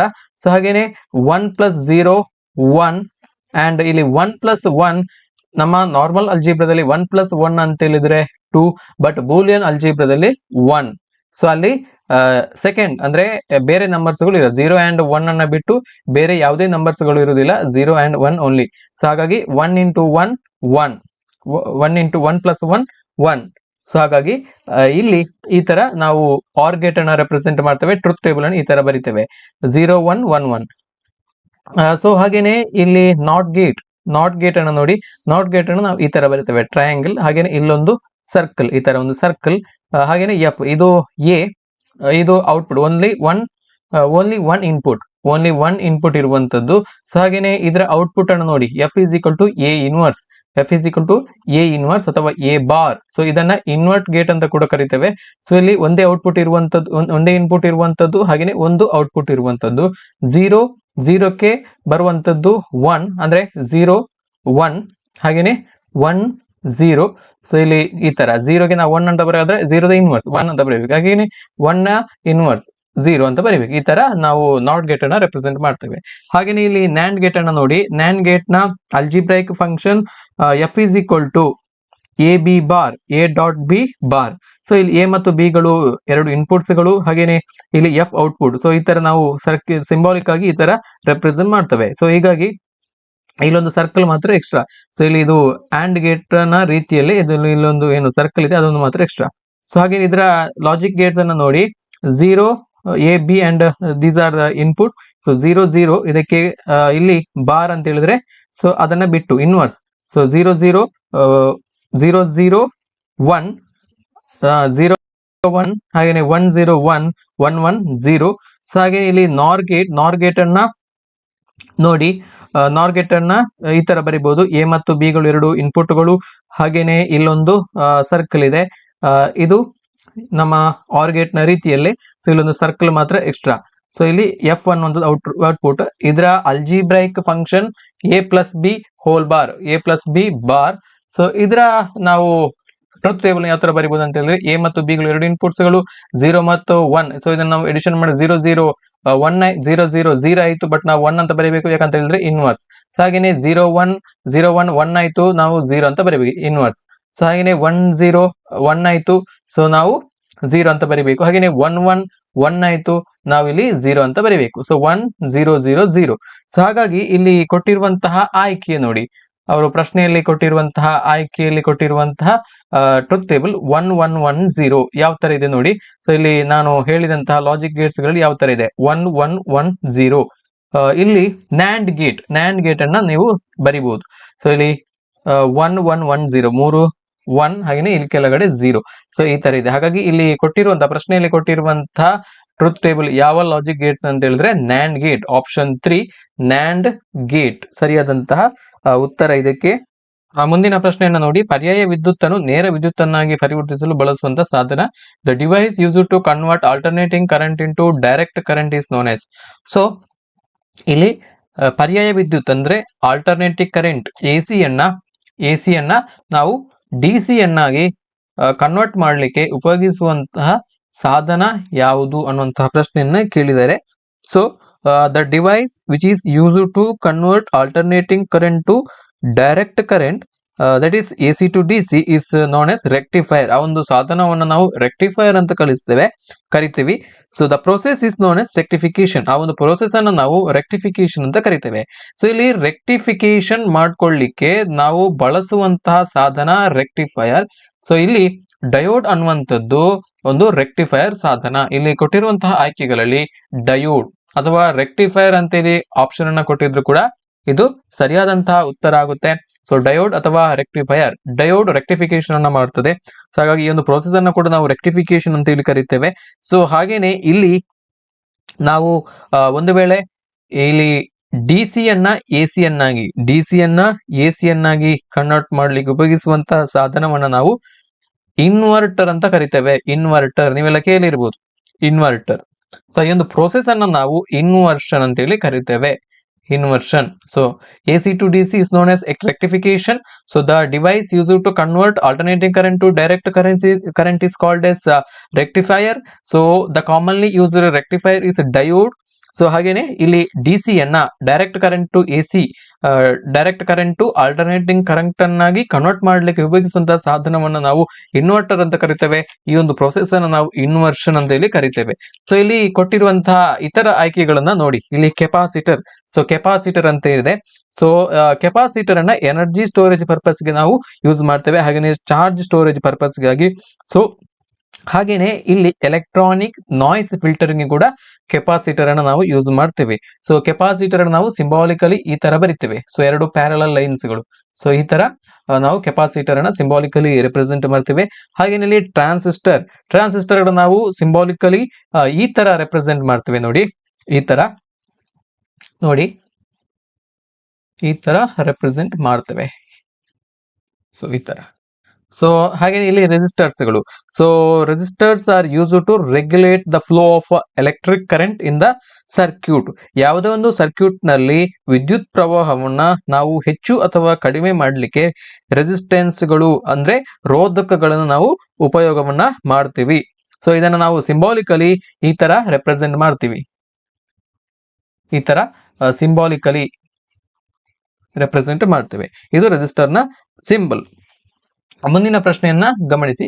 ಈ ಕೆಳಗಿನ ಯಾವ ಒಂದು ಬೆರಕೆ ಪದಾರ್ಥವನ್ನು ಶುದ್ಧ ಅರೆವಾಹಕ್ಕೆ ಸೇರಿಸಿದಾಗ ಅದು ಪಿ ರೀತಿಯ ಅರೆವಾಹಕವಾಗುತ್ತದೆ? The dopant which is be to be added to a pure semiconductor to get P type semiconductor is. So ಈ ಕೆಳಗಿನ ಇಲ್ಲಿ ಕೊಟ್ಟಿರುವಂತಹ ಯಾವ ಒಂದು ಬೆರಕೆ ಪದಾರ್ಥವನ್ನ ಶುದ್ಧ ಅರೆವಾಹಕಕ್ಕೆ ಸೇರಿಸಿದಾಗ ಅದು ಪಿ ರೀತಿಯ ಅರೆವಾಹಕವಾಗುತ್ತದೆ ಅನ್ನುವಂತಹ ಪ್ರಶ್ನೆಯನ್ನ ಕೇಳಿದರೆ, ಇಲ್ಲಿ gallium, indium, aluminium, boron, so ಇವುಗಳನ್ನ ಪಿ ಟೈಪ್ ಅರೆವಾಹಕಗಳ ಡೋಪೆಂಟ್ ಆಗಿ ಯೂಸ್ ಮಾಡಲಾಗ್ತದೆ. ಸೊ ಇಲ್ಲಿ ಗ್ಯಾಲಿಯಂ, ಇಂಡಿಯಂ, ಅಲ್ಯೂಮಿನಿಯಂ, ಬೋರಾನ್ ಇವುಗಳನ್ನ ನಾವು ಪಿ ಟೈಪ್ ಸೆಮಿಕಂಡಕ್ಟರ್ ಗಳಿಗೆ ಡೋಪೆಂಟ್ ಆಗಿ ಯೂಸ್ ಮಾಡಲಾಗ್ತದೆ. ಹಾಗೇನೆ ಇಲ್ಲಿ ಫಾಸ್ಫರಸ್, ಆರ್ಸೆನಿಕ್ ಹಾಗೇನೆ ಆಂಟಿಮನಿ ಇವುಗಳನ್ನ ಎನ್ ಟೈಪ್ ಸೆಮಿಕಂಡಕ್ಟರ್ಸ್ ಗಳಿಗೆ ಡೋಪೆಂಟ್ ಆಗಿ ಯೂಸ್ ಮಾಡಲಾಗ್ತದೆ. ಸೊ ಹಾಗಾಗಿ ಇಲ್ಲಿ ಕೊಟ್ಟಿರುವಂತಹ ಪ್ರಶ್ನೆಗೆ ಸರಿಯಾದಂತಹ ಉತ್ತರ ಈ ಕೆಳಗಿನ ಯಾವ ಒಂದು ಬೆರಕೆ ಪದಾರ್ಥವನ್ನ ಶುದ್ಧ ಅರೆವಾಹಕಕ್ಕೆ ಸೇರಿಸಿದಾಗ ಅದು ಪಿ ರೀತಿಯ ಅರೆವಾಹಕವಾಗುತ್ತದೆ. ಇಲ್ಲಿ ನೋಡಿ, ಇಲ್ಲಿ ಅಲ್ಯೂಮಿನಿಯಂ ಇದು ಪಿ ಟೈಪ್ ಡೋಪೆಂಟ್. ಸೊ ಇಲ್ಲಿ ಪಿ ಟೈಪ್ ಸೆಮಿಕಂಡಕ್ಟರ್ ಅನ್ನ ಪಡೆಯಬೇಕಿದ್ರೆ ನಾವು ಅಲ್ಯೂಮಿನಿಯಂ ಅನ್ನ ಶುದ್ಧ ಅರೆವಾಹಕಕ್ಕೆ ಉದಾಹರಣೆ ಸಿಲಿಕಾನ್, ಇದಕ್ಕೆ ಸೇರಿಸಿದಾಗ ಅದು ಪಿ ರೀತಿಯ ಪಿ ಟೈಪ್ ಸೆಮಿಕಂಡಕ್ಟರ್ ಆಗಿ ಕೆಲಸವನ್ನ ಮಾಡ್ತದೆ. ಸೊ ಈ ತರ ಕನ್ವರ್ಟ್ ಆಗ್ತದೆ. ಸೊ ಇದನ್ನ ದಯವಿಟ್ಟು ಗಮನದಲ್ಲಿ ಇಟ್ಕೊಳ್ಳಿ. ಮುಂದಿನ ಪ್ರಶ್ನೆಯನ್ನ ಗಮನಿಸಿ. ಆವರ್ತಕ ಚಲನೆಯಲ್ಲಿ ಚಲಿಸುತ್ತಿರುವ ಒಂದು ಸರಳ ಲೋಲಕದ ಆವರ್ತಕ ಅವಧಿ ಟಿ ಲೋಲಕದ ಉದ್ದವನ್ನು 4 ಪಟ್ಟು ಹೆಚ್ಚಿಸಿದಾಗ ಅದರ ಆವರ್ತಕ ಅವಧಿಯು ಏನಾಗುತ್ತದೆ? A simple pendulum is moving in a periodic motion with period T. If its length is increased by 4 times, then its period. What happens to its period during simple harmonic motion? So ಹಾಗಾಗಿ ಇಲ್ಲಿ ಒಂದು ಪ್ರಶ್ನೆಯನ್ನ ಈ ತರ ಕೇಳಿದ್ದಾರೆ. So ಇಲ್ಲಿ ಯಾವ ತರ ನಾವು ಸರಳ ಲೋಲಕದ ಒಂದು ಪರಿಕಲ್ಪನೆ, ಸರಳ ಲೋಲಕದ ಆವರ್ತಕ ಅವಧಿ, the time period of simple pendulum is given by time period. ಅಂದ್ರೆ ಇದರ ಆವರ್ತಕ ಅವಧಿ time period T equal to 2 pi into square root of L divided by G. So where L is the length of the pendulum and g is the acceleration due to gravity. The value of g is 9.8 meter per second in earth. So ಹಾಗಾಗಿ ಈ ತರ formula ಇದೆ. t is equal to time period 2 is equal to 2 pi. 2 pi is a constant. The value of pi is 22/7. t is equal to 2 pi into square root of l by g. ಇದು simple ಪೆಂಡ್ಯುಲಮ್ನ period ಅಂದ್ರೆ time period ಅನ್ನ ಕಂಡುಹಿಡಿಯಲಿಕ್ಕೆ ಇರುವಂತ ಸೂತ್ರ. So ಇಲ್ಲಿ ಅವರು ಪ್ರಶ್ನೆಯಲ್ಲಿ ಕೇಳಿರೋ ಪ್ರಕಾರ ಆವರ್ತಕ ಚಲನೆಯಲ್ಲಿ ಚಲಿಸುತ್ತಿರುವ ಒಂದು ಸರಳ ಲೋಲಕದ ಆವರ್ತಕ ಅವಧಿ ಟಿ. ಸರಳ ಲೋಲಕದ ಆವರ್ತಕ ಅವಧಿ ಟಿ. ಸೊ ಲೋಲಕದ ಉದ್ದವನ್ನ 4 ಪಟ್ಟು ಹೆಚ್ಚಿಸಿದಾಗ, ಸೊ ಇಲ್ಲಿ ಸರಳ ಲೋಲಕದ ಉದ್ದ ಎಲ್, ಸೊ ಅದನ್ನ ನಾವು 4 ಪಟ್ಟು ಹೆಚ್ಚಿಸಿದಾಗ 4L ಆಗ್ತದೆ. 4L ಆಗ್ತದೆ. ಸೊ ಹಾಗಾಗಿ L is equal to 4L. So instead of L we have to substitute the value of L as 4L. So what happens in the formula? So T is equal to 2 pi into square root of 4L divided by G. G remains constant. So ಹಾಗಾಗಿ 2 pi T is equal to, so next step ಅನ್ನ ಗಮನಿಸಿ, T is equal to 2 pi into, so ಇಲ್ಲಿ square root of 4, so ಇದನ್ನ ನಾವು 2 ಅಂತ ಬರಿಬಹುದು. Square ಇಲ್ಲಿ 2 ಇದೆ ನೋಡಿ, ಅದನ್ನ ನಾವು 2 ಅಂತ ಮಾಡಿ ಬರಿ ಕೆಳಗಡೆ ಬ್ರಾಕೆಟ್ ನಿಂದ ಔಟ್ಸೈಡ್ ಬರಿಬಹುದು, ಅಂದ್ರೆ ಸ್ಕ್ವೇರ್ ರೂಟ್ ನಿಂದ ಔಟ್ಸೈಡ್ ಬರಿಬಹುದು. ಸೊ ಇಲ್ಲಿ square root of 4 is nothing but 2. The value of square root of 2 is square root of 4 is 2. ಹಾಗಾಗಿ ಇಲ್ಲಿ ಉಳಿದಂತದ್ದು ಎಲ್ ಬೈ ಜಿ. ಹಾಗಾಗಿ ಇದನ್ನ ನಾವು ನೋಡಿ, ನಮಗೆ ಗೊತ್ತಿರುವಂತ ಸೂತ್ರದ ಪ್ರಕಾರ T is equal to 2 pi into square root of L by G. So therefore T is equal to 2 pi into T. So ಈ ತರ ಬರಿ, T is equal to 2 into 2 pi into square root of L by G. So ಹಾಗಾಗಿ ಇಲ್ಲಿ ಏನಾಯ್ತು ಅಂತ ಹೇಳಿದ್ರೆ T is equal to 2 into T. So this is nothing but the time period. 2 pi into square root of L by G is nothing but the time period T. ಹಾಗಾಗಿ T is equal to 2T. So ಈ ತರ ಆಗ್ತದೆ. So ಹಾಗಾಗಿ ಇಲ್ಲಿ ಒಂದು ಸರಳ ಲೋಲಕದ ಉದ್ದವನ್ನ 4 ಪಟ್ಟು ಹೆಚ್ಚಿಸಿದಾಗ ಅದರ ಆವರ್ತಕ ಅವಧಿಯು 2 ಪಟ್ಟು ಹೆಚ್ಚಾಗುತ್ತದೆ. ಹಾಗಾಗಿ ಇದಕ್ಕೆ ಸರಿಯಾದಂತ ಉತ್ತರ ಆಪ್ಷನ್ 2, 2 ಪಟ್ಟು ಹೆಚ್ಚಾಗುತ್ತದೆ. Option 4 increases by 2 times. The period of simple pendulum increases by 2 times. So next question ಅನ್ನು ಗಮನಿಸಿ, ಸರಳ ಸಂಗತ ಚಲನೆಯಲ್ಲಿ ಚಲಿಸುತ್ತಿರುವ ಒಂದು ಕಾಯದ ವೇಗೋತ್ಕರ್ಷವು in a simple harmonic motion acceleration of a particle is. So ಯಾವ ತರ ಇರ್ತದೆ? ಒಂದು ಸರಳ ಸಂಗತ ಚಲನೆಯಲ್ಲಿ ಚಲಿಸುತ್ತಿರುವಂತಹ ಒಂದು ಕಾಯದ ವೇಗೋತ್ಕರ್ಷ ಯಾವ ರೀತಿ ಇರ್ತದೆ ಅನ್ನುವಂತಹ ಪ್ರಶ್ನೆ. So in a simple harmonic motion acceleration of a particle is directly proportional to its displacement and it direct towards the equilibrium position or mean position. So ಇಲ್ಲಿ ಒಂದು ಸರಳ ಸಂಗತ ಚಲನೆಯಲ್ಲಿ ಚಲಿಸುತ್ತಿರುವಂತಹ ಕಾಯದ ವೇಗೋತ್ಕರ್ಷವು ಅದರ ಸ್ಥಾನಪಲ್ಲಟಕ್ಕೆ ನೇರಾನುಪಾತದಲ್ಲಿರುತ್ತದೆ ಮತ್ತು ಸಮಸ್ಥಿತಿಯ ದಿಕ್ಕಿನ ಕಡೆಗೆ ಇರುತ್ತದೆ. ಸಮಸ್ಥಿತಿಯ ದಿಕ್ಕು ಅಂತ ಹೇಳಿದ್ರೆ ಇಲ್ಲಿ ಮೀನ್ ಪೊಸಿಷನ್ ಅಥವಾ ಈಕ್ವಿಲಿಬ್ರಿಯಂ ಪೊಸಿಷನ್. ಹಾಗಾಗಿ ಈ ಪ್ರಶ್ನೆಗೆ ಸರಿಯಾದಂತಹ ಉತ್ತರ ಆಪ್ಷನ್ 2. ಸೊ ಇದು ಚಲನೆಯ ಪಾಠದಲ್ಲಿ ಬರ್ತದೆ. ಮುಂದಿನ ಪ್ರಶ್ನೆಯನ್ನ ಗಮನಿಸಿ, ಒಂದು ಎಲೆಕ್ಟ್ರಾನ್ ಹೆಚ್ಚಿನ ಹಂತದ ಕಕ್ಷೆಗಳಿಂದ N2 is equal to 3, 4, 5 etcetera ಎರಡನೇ ಹಂತದ ಕಕ್ಷೆಗೆ N1 is equal to 2. So ಈ ತರ ಜಿಗಿದಾಗ ಏರ್ಪಡುವಂತಹ ರೋಹಿತ ಶ್ರೇಣಿ, when an electron jumps to the second orbit, that is N1 is equal to 2 from any higher orbit, that is N2 is equal to 3, 4, 5 or higher orbitals, then the obtained spectral line is. So ಇಲ್ಲಿ ಏರ್ಪಡುವಂತಹ spectral line ಯಾವುದಂತೇಳಿ ಪ್ರಶ್ನೆಯನ್ನ ಕೇಳಲಾಗಿದೆ. So ಇಲ್ಲಿ spectral lines ಗಳ ಬಗ್ಗೆ ಒಂದಷ್ಟು ಮಾಹಿತಿಯನ್ನ ನೀವು ತಿಳ್ಕೊಳ್ಬೇಕು. ಸೊ ಇಲ್ಲಿ n is equal to 1 ಇದ್ದಾಗ, n is equal to 1 ಇದ್ದಾಗ ಅದು ಲೈಮನ್ ಸೀರೀಸ್ ಅನ್ನ ಕೊಡುತ್ತದೆ, ಲೈಮನ್ ಸೀರೀಸ್. ಹಾಗೇನೆ n is equal to 2 Balmer series. So ಹಾಗೇನೆ n is equal to 3 Paschen series. ಹಾಗೇನೆ n is equal to 4 Brackett series.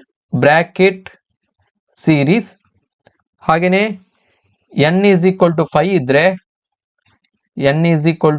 ಇದ್ರೆ, ಅದು Pfund series, PFUND Pfund series. n is equal to 5 ಇದ್ದಂತ ಸಂದರ್ಭದಲ್ಲಿ ಇದು ಸ್ಪೆಕ್ಟ್ರಮ್ ಬಗ್ಗೆ ಒಂದಷ್ಟು ಮಾಹಿತಿ.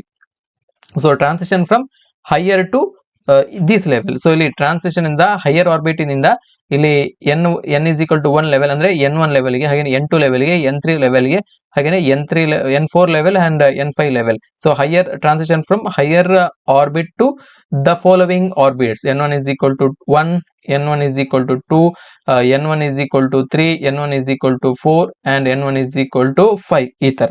ಸೊ ಈ ತರ ಟ್ರಾನ್ಸಿಷನ್ ಆದಾಗ ಉಂಟಾಗುವಂತಹ ಸ್ಪೆಕ್ಟ್ರಲ್ ಲೈನ್ಸ್ ಗಳು n1 is equal to 1 is equal to, so it gives a Lyman series, n1 is equal to 2 gives Balmer series, n1 is equal to 3 gives Paschen series, n1 is equal to 4 gives Brackett series and n1 is equal to 5 gives Fund series. ಇಲ್ಲಿ ಪ್ರಶ್ನೆಯಲ್ಲಿ ಕೇಳಿದರೆ ಒಂದು electron ಹೆಚ್ಚಿನ ಹಂತದ ಕಕ್ಷೆಗಳಿಂದ ಅಂದ್ರೆ n2 ನಿಂದ ಇಲ್ಲಿ n1 is equal to 2.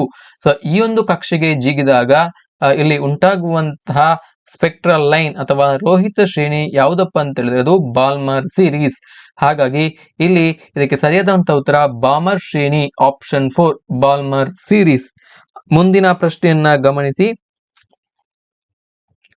ಈ ಕೆಳಗಿನ ಯಾವುದು ರಿಡ್ಬರ್ಗ್ ಸಂಖ್ಯೆಯಾಗಿದೆ? ಈ ಕೆಳಗಿನ ಯಾವುದು ರಿಡ್ಬರ್ಗ್ ಸಂಖ್ಯೆಯಾಗಿದೆ? The value of Rydberg constant is, the Rydberg constant ಇದು ಯಾವುದರಲ್ಲಿ ಬರ್ತದೆ ಅಂತ ಹೇಳಿದ್ರೆ ಆಟೋಮಿಕ್ ಸ್ಪೆಕ್ಟ್ರಾದಲ್ಲಿ ಬರ್ತದೆ.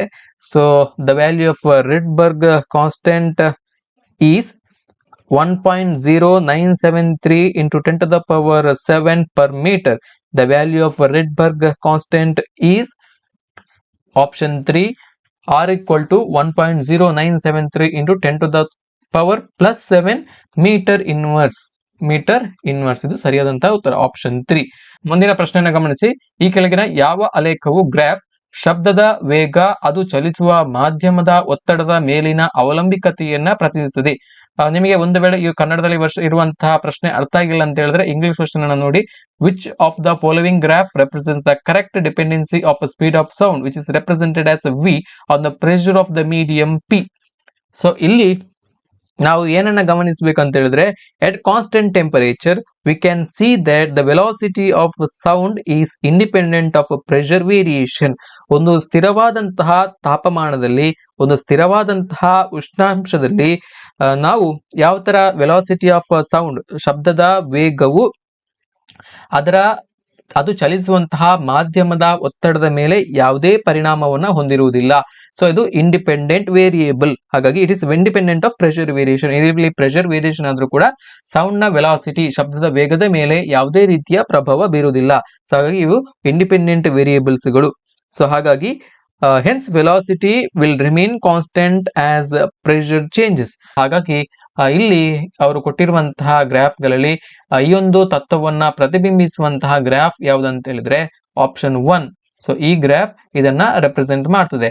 ಇಲ್ಲಿ the graph of velocity of sound versus the pressure of the medium. So this graph option 1. ಮುಂದಿನ ಪ್ರಶ್ನೆಯನ್ನ ಗಮನಿಸಿ. ನಕ್ಷತ್ರಗಳ ಜೀವನ ಚಕ್ರದಲ್ಲಿ ಬೃಹತ್ ನಕ್ಷತ್ರಗಳು ನಕ್ಷತ್ರದ ರಾಶಿ ಸೂರ್ಯರಾಶಿಗಿಂತ 30 ಪಟ್ಟು ಹೆಚ್ಚು ಅಂತ್ಯಗೊಳ್ಳುವಂತಹ ಸ್ಥಿತಿ. In the life cycle of stars the end stage of massive stars. So ಬೃಹತ್ ನಕ್ಷತ್ರಗಳ ಅಂತ್ಯಗೊಳ್ಳುವಂತಹ ಸ್ಥಿತಿ ಅಂದ್ರೆ ಲಾಸ್ಟ್ ಸ್ಟೇಜ್ ಯಾವುದು ಅನ್ನುವಂತ ಪ್ರಶ್ನೆ. So the end stage of massive stars is black hole. So ನಕ್ಷತ್ರಗಳ ಅಂತ್ಯ ಯಾವ ತರ ಆಗ್ತದೆ ಅಂತ ಹೇಳಿದ್ರೆ, ಸೊ ನಕ್ಷತ್ರಗಳ ಅಂತ್ಯ ಬ್ಲ್ಯಾಕ್ ಹೋಲ್ ಅಂದ್ರೆ ಕಪ್ಪು ಕುಳಿಗಳ ರೂಪದಲ್ಲಿ ಆಗ್ತದೆ. So initial or starting stage nebula. So ನಕ್ಷತ್ರಗಳು ರೂಪುಗೊಳ್ಳುವಂತಹ ಹಂತವನ್ನ ನಾವು ನೆಬುಲಾ, ಮೊದಲ ಹಂತ ಸ್ಟಾರ್ಟಿಂಗ್ ಸ್ಟೇಜ್ ನೆಬುಲಾ. ಹಾಗೇನೆ ಅಂತ್ಯಗೊಳ್ಳುವಂತಹ ಹಂತ ಬ್ಲ್ಯಾಕ್ ಹೋಲ್ ಅಥವಾ ಕಪ್ಪು ಹುಲಿಗಳು. So a black hole is a region of space with such strong gravity that nothing can escape it including light and electromagnetic radiation. So ಈ ಕಪ್ಪು ಕುಳಿ ಅನ್ನುವಂಥದ್ದು ಸೊ ಅತ್ಯಂತ ಹೆಚ್ಚಿನ ಪ್ರಮಾಣದ ಗುರುತ್ವಾಕರ್ಷಣ ಶಕ್ತಿಯನ್ನ ಹೊಂದಿರ್ತವೆ. ಸೊ ತನ್ನ ಸುತ್ತ ಬರುವಂತಹ ಎಲ್ಲಾ ವಸ್ತುಗಳನ್ನ ಕೂಡ ಅದು ತನ್ನ ಕಡೆಗೆ ಆಕರ್ಷಿಸ್ತದೆ. ಸೊ ಈವನ್ ಬೆಳಕನ್ನು ಕೂಡ ಅಲ್ಲಿ ಆ ಒಂದು ಕಪ್ಪು ಕುಳಿಯ ವ್ಯಾಪ್ತಿಗೆ ಬರುವಂತಹ ಅಲ್ಲಿ ಹೋದಂತಹ ಬೆಳಕು ಕೂಡ ವಾಪಸ್ ಬರುವುದಿಲ್ಲ, ಅದು ರಿಫ್ಲೆಕ್ಷನ್ ಆಗುವುದಿಲ್ಲ. ಸೊ ಅದನ್ನು ಕೂಡ ಆ ಒಂದು ಕಪ್ಪು ಕುಳಿ ಎಲ್ಕೊಳ್ತದೆ. ಸೊ ಹಾಗಾಗಿ ಈ ಕಪ್ಪು ಕುಳಿಯ ಬಗ್ಗೆ ಬ್ಲ್ಯಾಕ್ ಹೋಲ್ ನ ಬಗ್ಗೆ ಇನ್ನೂ ಸಂಶೋಧನೆಗಳು ನಡೀತಾ ಇವೆ. ಸೊ ಹಾಗಾಗಿ ನಕ್ಷತ್ರಗಳು ಅಂತ್ಯಗೊಳ್ಳುವಂತಹ ಹಂತ ಇಲ್ಲಿ ಕಪ್ಪು ಹುಳಿ ಹಾಗೇನೆ ನಕ್ಷತ್ರಗಳ ರೂಪುಗೊಳ್ಳುವಂತಹ ಮೊದಲ ಹಂತ nebula. The first stage of the stars, the first stage, initial stage of stars is nebula. ಹಾಗಾಗಿ ಇಲ್ಲಿ ಈ ಕೊಟ್ಟಿರುವಂತಹ ಆಯ್ಕೆಗಳಲ್ಲಿ ಆಪ್ಷನ್ 3 ನಕ್ಷತ್ರಗಳ ಅಂತ್ಯ ಆಗುವಂತದ್ದು ಕಪ್ಪು ಕುಳಿಗಳಲ್ಲಿ ಎಂಡ್ ಆಗ್ತದೆ. ಮುಂದಿನ ಪ್ರಶ್ನೆ, ಹಾಲು ಹಾದಿ ಗ್ಯಾಲಕ್ಸಿಯ ಒಟ್ಟು ದ್ರವ್ಯರಾಶಿಯು ಸುಮಾರು. The total mass of Milky Way galaxy is around. So ಇಲ್ಲಿ ಮಿಲ್ಕಿ ವೇ ಗ್ಯಾಲಕ್ಸಿ, ಹಾಲು ಹಾದಿ ಗ್ಯಾಲಕ್ಸಿ, ಸೊ ನಮ್ಮ ನಕ್ಷತ್ರ ಪುಂಜ, ನಾವು ಇರುವಂತಹ ನಮ್ಮ ಸೌರಮಂಡಲ ವ್ಯವಸ್ಥೆ ಇರುವಂತಹ ಇದು ಕೂಡ ಇರುವಂತದ್ದು ಹಾಲು ಹಾದಿ ಗ್ಯಾಲಕ್ಸಿಯಲ್ಲಿ, ಮಿಲ್ಕಿ ವೇ ಗ್ಯಾಲಕ್ಸಿಯಲ್ಲಿ. ಸೊ ಇದರ ದ್ರವ್ಯರಾಶಿ ಅಂದ್ರೆ ಮಾಸ್ ಅನ್ನ ಕೇಳಿದರೆ, ಅಪ್ರಾಕ್ಸಿಮೇಟ್ ಮಾಸ್ ಅನ್ನ ಕೇಳಿದರೆ. The size of Milky Way Galaxy is approximately 3 × 10⁻41 kg. 3 × 10⁻41 kg.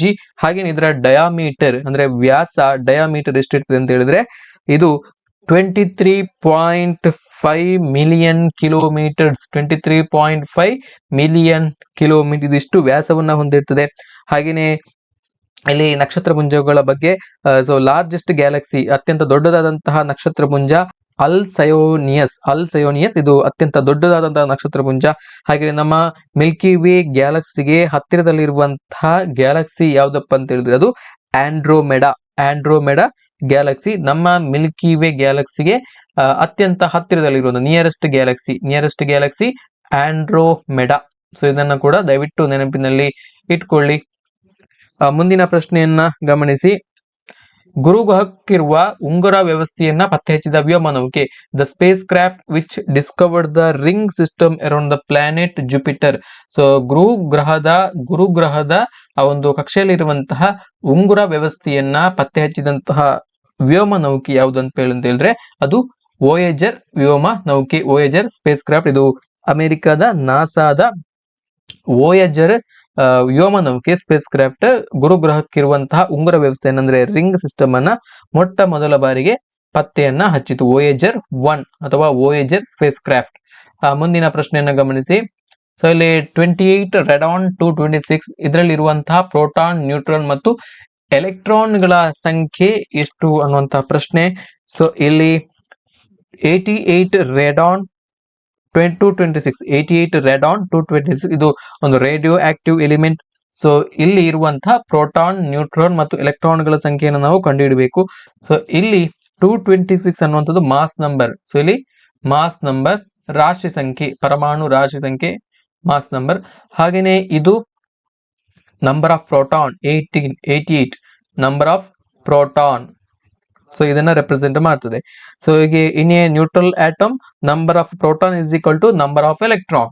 So ಒಂದು ನ್ಯೂಟ್ರಲ್ ಆಟಮ್ ಅಲ್ಲಿ, ತಟಸ್ಥ ಅಣುವಿನಲ್ಲಿ, ಪರಮಾಣುವಿನಲ್ಲಿ, so number of proton is equal to number of electron. ಇಲ್ಲಿ ಮಾಸ್ ನಂಬರ್, ಸೊ ಇಲ್ಲಿ ಮಾಸ್ ನಂಬರ್ ಅಂತ ಹೇಳಿದ್ರೆ sum of proton plus neutron, some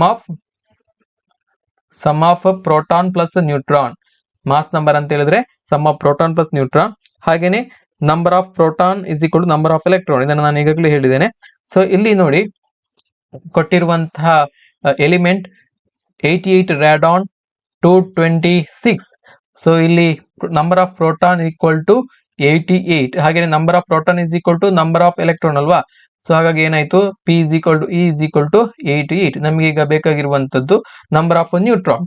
so ಇಲ್ಲಿ number of neutron is equal to sum of proton plus neutron is equal to mass number. We know the mass number, it is 226. We have to find out number of neutron, the number of neutrons. So ಹಾಗಾಗಿ ಏನಾಗ್ತದೆ, mass number minus number of proton, ಇದನ್ನ ಕಳೆದಾಗ ನಮಗೆ neutron number ಸಿಗ್ತದೆ. 226 minus 88. So ಹಾಗಾಗಿ ಎಷ್ಟು ಸಿಕ್ಕಿತು, 138. ಹಾಗಾಗಿ ಇಲ್ಲಿ ನಂಬರ್ ಆಫ್ ಪ್ರೋಟಾನ್ಸ್ಗಳು 88, ನಂಬರ್ ಆಫ್ ನ್ಯೂಟ್ರಾನ್ಸ್ಗಳು 138, ಹಾಗೇನೆ ನಂಬರ್ ಆಫ್ ಎಲೆಕ್ಟ್ರಾನ್ಸ್ಗಳು ಕೂಡ 88. ಸೊ ಈ ತರ ಇದೆ. ಸೊ ಇಲ್ಲಿ ಕೊಟ್ಟಿರುವಂತಹ ಆಯ್ಕೆಗಳಲ್ಲಿ ಇಲ್ಲಿ ಕೇಳಿರುವಂತದ್ದು ಪ್ರೋಟಾನ್, ನ್ಯೂಟ್ರಾನ್ ಮತ್ತು ಎಲೆಕ್ಟ್ರಾನ್.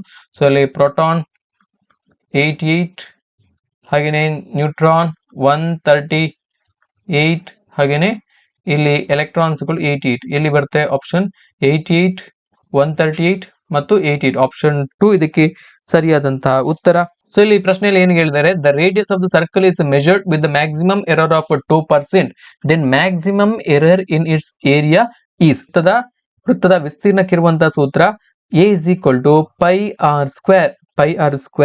So ಇಲ್ಲಿ where r is the radius of the circle, r is equal to radius. So ಇಲ್ಲಿ ನೋಡಿ, let the radius of a circle be 100. R is equal to radius of circle be r is equal to 100. So therefore A is equal to pi r square. A is equal to pi r square. Therefore 100 into 100 into, so r square ಅಂತ ನಾವು 100 ಎರಡು ಸಲ ಗುಣಿಸಿದ್ದೇವೆ, r square, so into pi, ಹಾಗಾಗಿ ಎಷ್ಟು ಬಂತು, 10,000 pi. So the area of the circle is 10,000 pi. 10,000 into pi. So initial, so ಅದನ್ನ measure ಮಾಡುವಂತಹ ಸಂದರ್ಭದಲ್ಲಿ ಎಷ್ಟು ದೋಷ ಆಯಿತು, 2% ದೋಷ ಆಯಿತು. ಅಂದ್ರೆ ಏನ್ ಮಾಡಬೇಕು, ಮ್ಯಾಕ್ಸಿಮಮ್ ಅಂತ ಕೇಳಿದ್ರೆ ಮ್ಯಾಕ್ಸಿಮಮ್, ಸೊ ಇಲ್ಲಿ ಮ್ಯಾಕ್ಸಿಮಮ್ ದೋಷ, ಹಾಗಾಗಿ ಏನ್ ಮಾಡಬೇಕು ಇಲ್ಲಿ ಅಂದ್ರೆ ದೋಷ ಆಗುವಂಥದ್ದು ಪ್ಲಸ್, ಸೊ ಹಾಗಾಗಿ ಇಲ್ಲಿ 102. ಸೊ 102 ದೋಷ ಆದ್ರೆ r is equal to 2. r ಅನ್ನ ನಾವು ರೇಡಿಯಸ್ ಅನ್ನ ಮೆಜರ್ ಮಾಡುವಾಗ 100ರ ಬದಲು 2% ಎರರ್ ಅನ್ನ ಮಾಡಿ 102 ಅಂತೇಳಿ ನಾವು ಪರಿಗಣನೆಯನ್ನ ಮಾಡಿದ್ರೆ, so when error is equal to 2%, r is equal to 102. So ಇಲ್ಲಿ next instead of 100 we have to substitute the value of r as 102. 102 ಆಗಿ ನಾವು ಸಬ್ಸ್ಟಿಟ್ಯೂಟ್ ಅನ್ನ ಮಾಡಬೇಕು. A equal to pi r square. A is equal to pi r square. So ಇಲ್ಲಿ pi into r, 102 ಗುಣಿಸು 102. So ಎಷ್ಟಾಯ್ತು, multiplication ಅನ್ನ ಮಾಡಿದಾಗ ನಮಗೆ ಇಲ್ಲಿ 10,404. ಸೊ ಈ ತರ ಸಿಗ್ತದೆ, 10,404 ಪೈ ಸಿಕ್ಕಿತು. ಸೊ ಈಗ ಇಷ್ಟು ಎರರ್ ಬಂತು. ಸೊ ಇನಿಷಿಯಲಿ 10,000 ಇತ್ತು, so with 2% error it is 10,404. So we have to find the percentage error in area. So ಹಾಗಾಗಿ how we can find percentage error equal to, so error ಎಷ್ಟಾದಂಥದ್ದು ಇಲ್ಲಿ ನೋಡಿ, 10,000 initial ಇತ್ತು, so next ಬರುವಾಗ 10,404 ಆಯಿತು, ಹಾಗಾಗಿ ಇಲ್ಲಿ ಎಕ್ಸ್ಟ್ರಾ ಎಷ್ಟು ಎರರ್ ಬಂತು, 404. ಹಾಗಾಗಿ 404 ಡಿವೈಡೆಡ್ ಬೈ ಎಷ್ಟರಲ್ಲಿ, 10,000ದಲ್ಲಿ, ಇನಿಷಿಯಲ್ ಇದ್ದಂಥದ್ದು 10,000ದಲ್ಲಿ. ಸೊ ಹಾಗಿದ್ರೆ 100ರಲ್ಲಿ ಎಷ್ಟು ಎರರ್, ಸೊ ಈ ತರ ಮಾಡಬೇಕು. ಸೊ ಈ ತರ ಮಾಡಿದಾಗ 0 ಕ್ಯಾನ್ಸಲ್ ಆಯಿತು, 404 ಡಿವೈಡೆಡ್ ಬೈ 100. ಸೊ 404 100ರಿಂದ ಡಿವೈಡ್ ಮಾಡಿದಾಗ ನಮಗೆ ಎಷ್ಟು ಆನ್ಸರ್ ಬರ್ತದೆ ಅಂತ ಹೇಳಿದ್ರೆ 4.04%. ಸೊ ಹಾಗಾಗಿ ಅಪ್ರಾಕ್ಸಿಮೇಟ್ಲಿ ಇಟ್ ಇಸ್ 4%. ಆಪ್ಷನ್ 2 ಇದಕ್ಕೆ ಸರಿಯಾದಂತಹ ಉತ್ತರ.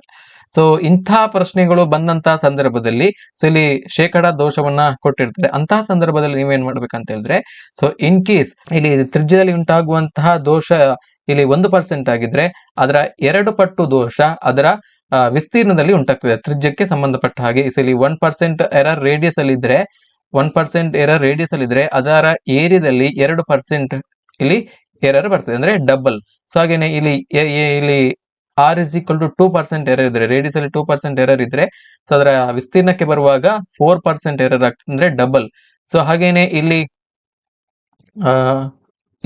r is equal to 3% error ಇದ್ದಂತಹ ಸಂದರ್ಭದಲ್ಲಿ ಏನಾಗ್ತದೆ ಅಂತ ಹೇಳಿದ್ರೆ ಇದರ ಡಬಲ್, ಅಂದ್ರೆ 6% ಎರರ್ ಅದರ ವಿಸ್ತೀರ್ಣದಲ್ಲಿ ಉಂಟಾಗ್ತದೆ. ಸೊ ಈ ತರ ನೀವು ಡೈರೆಕ್ಟ್ ಆಗಿ ಇದನ್ನ ಸಬ್ಸ್ಟಿಟ್ಯೂಟ್ ಮಾಡಿ, ಇದೆಲ್ಲ ಫಾರ್ಮುಲಾವನ್ನು ನಾವು ಯಾವ ತರ ನೀವು ಮೆಥಡ್ ಹೇಗೆ ಅಂತ ಹೇಳಿ ತಿಳಿಸೋದಕ್ಕೋಸ್ಕರ ಇಲ್ಲಿ ನಾನು ಮಾಡಿದ್ದೇನೆ.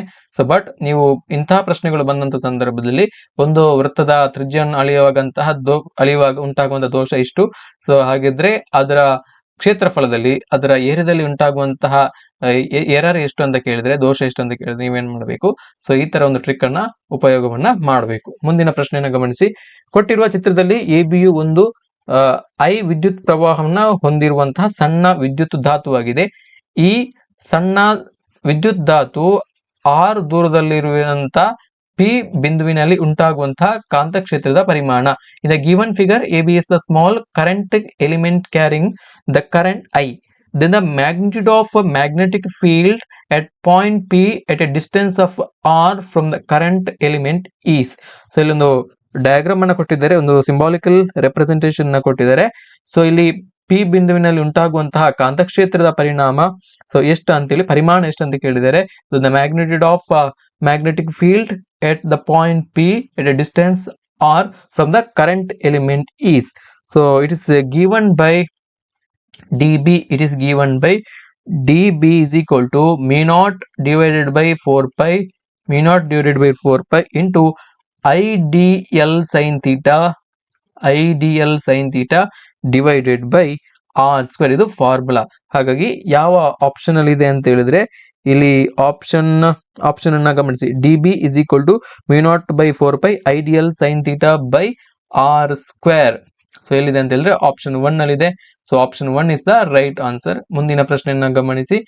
ಈ ಕೆಳಗಿನವುಗಳಲ್ಲಿ ಯಾವುದು ಭೌತ ಪರಿಮಾಣವಾದ ಬಲದ ಆಯಾಮ ಸೂತ್ರವಾಗಿದೆ? The dimensional formula for the physical quantity force is. We know that force is equal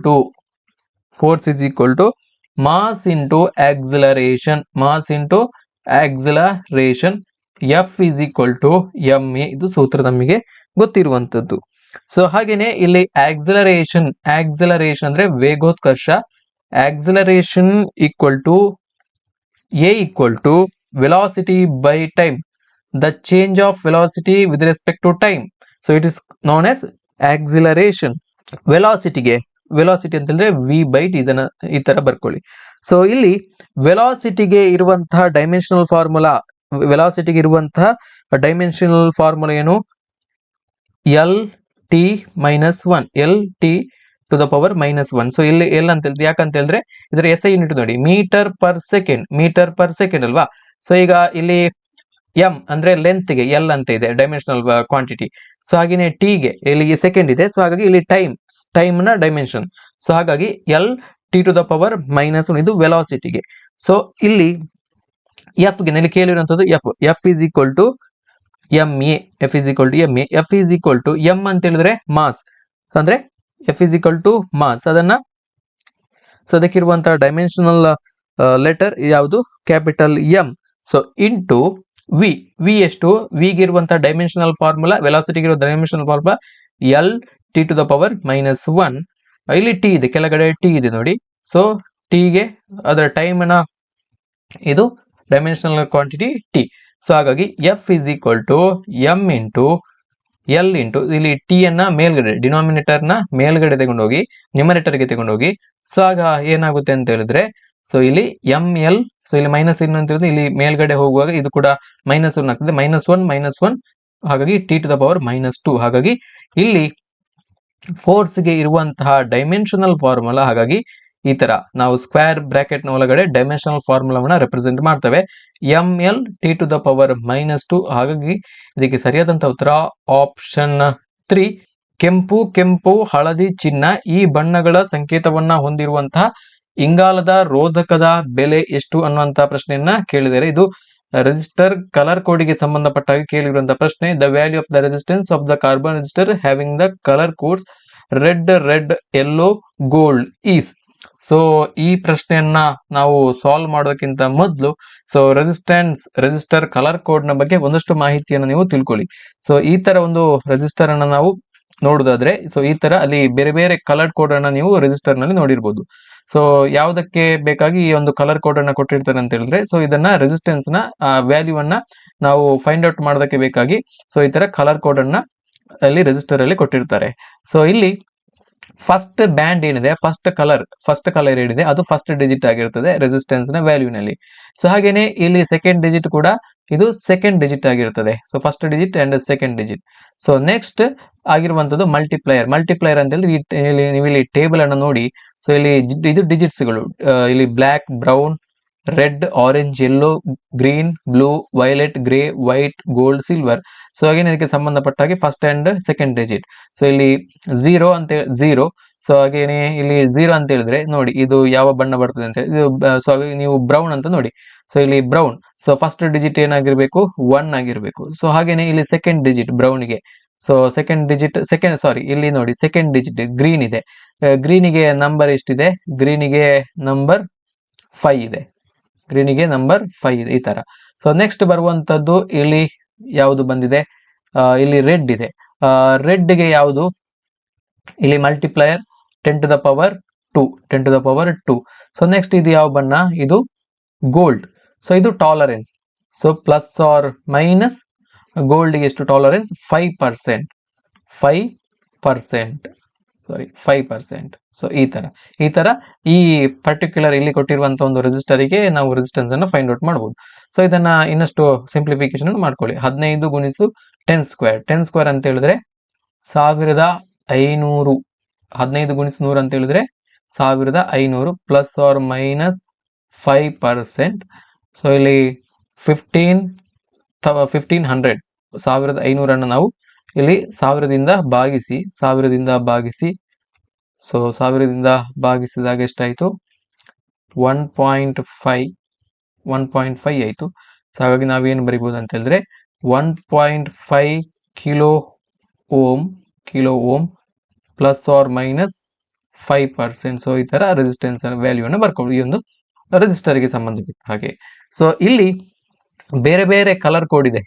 black, brown, red, orange, yellow, green, blue, violet, grey, white, gold, silver.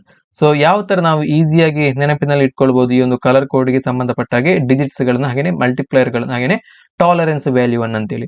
So ಇದಕ್ಕೆ ಸುಲಭವಾದಂತಹ ಒಂದು ಸೂತ್ರ ಇದೆ, ಸುಲಭವಾದಂತಹ ಈಸಿ ಟ್ರಿಕ್ ಇದೆ. B Roy G. ಸೊ ಇದನ್ನ use ಮಾಡಿ B Roy G bad very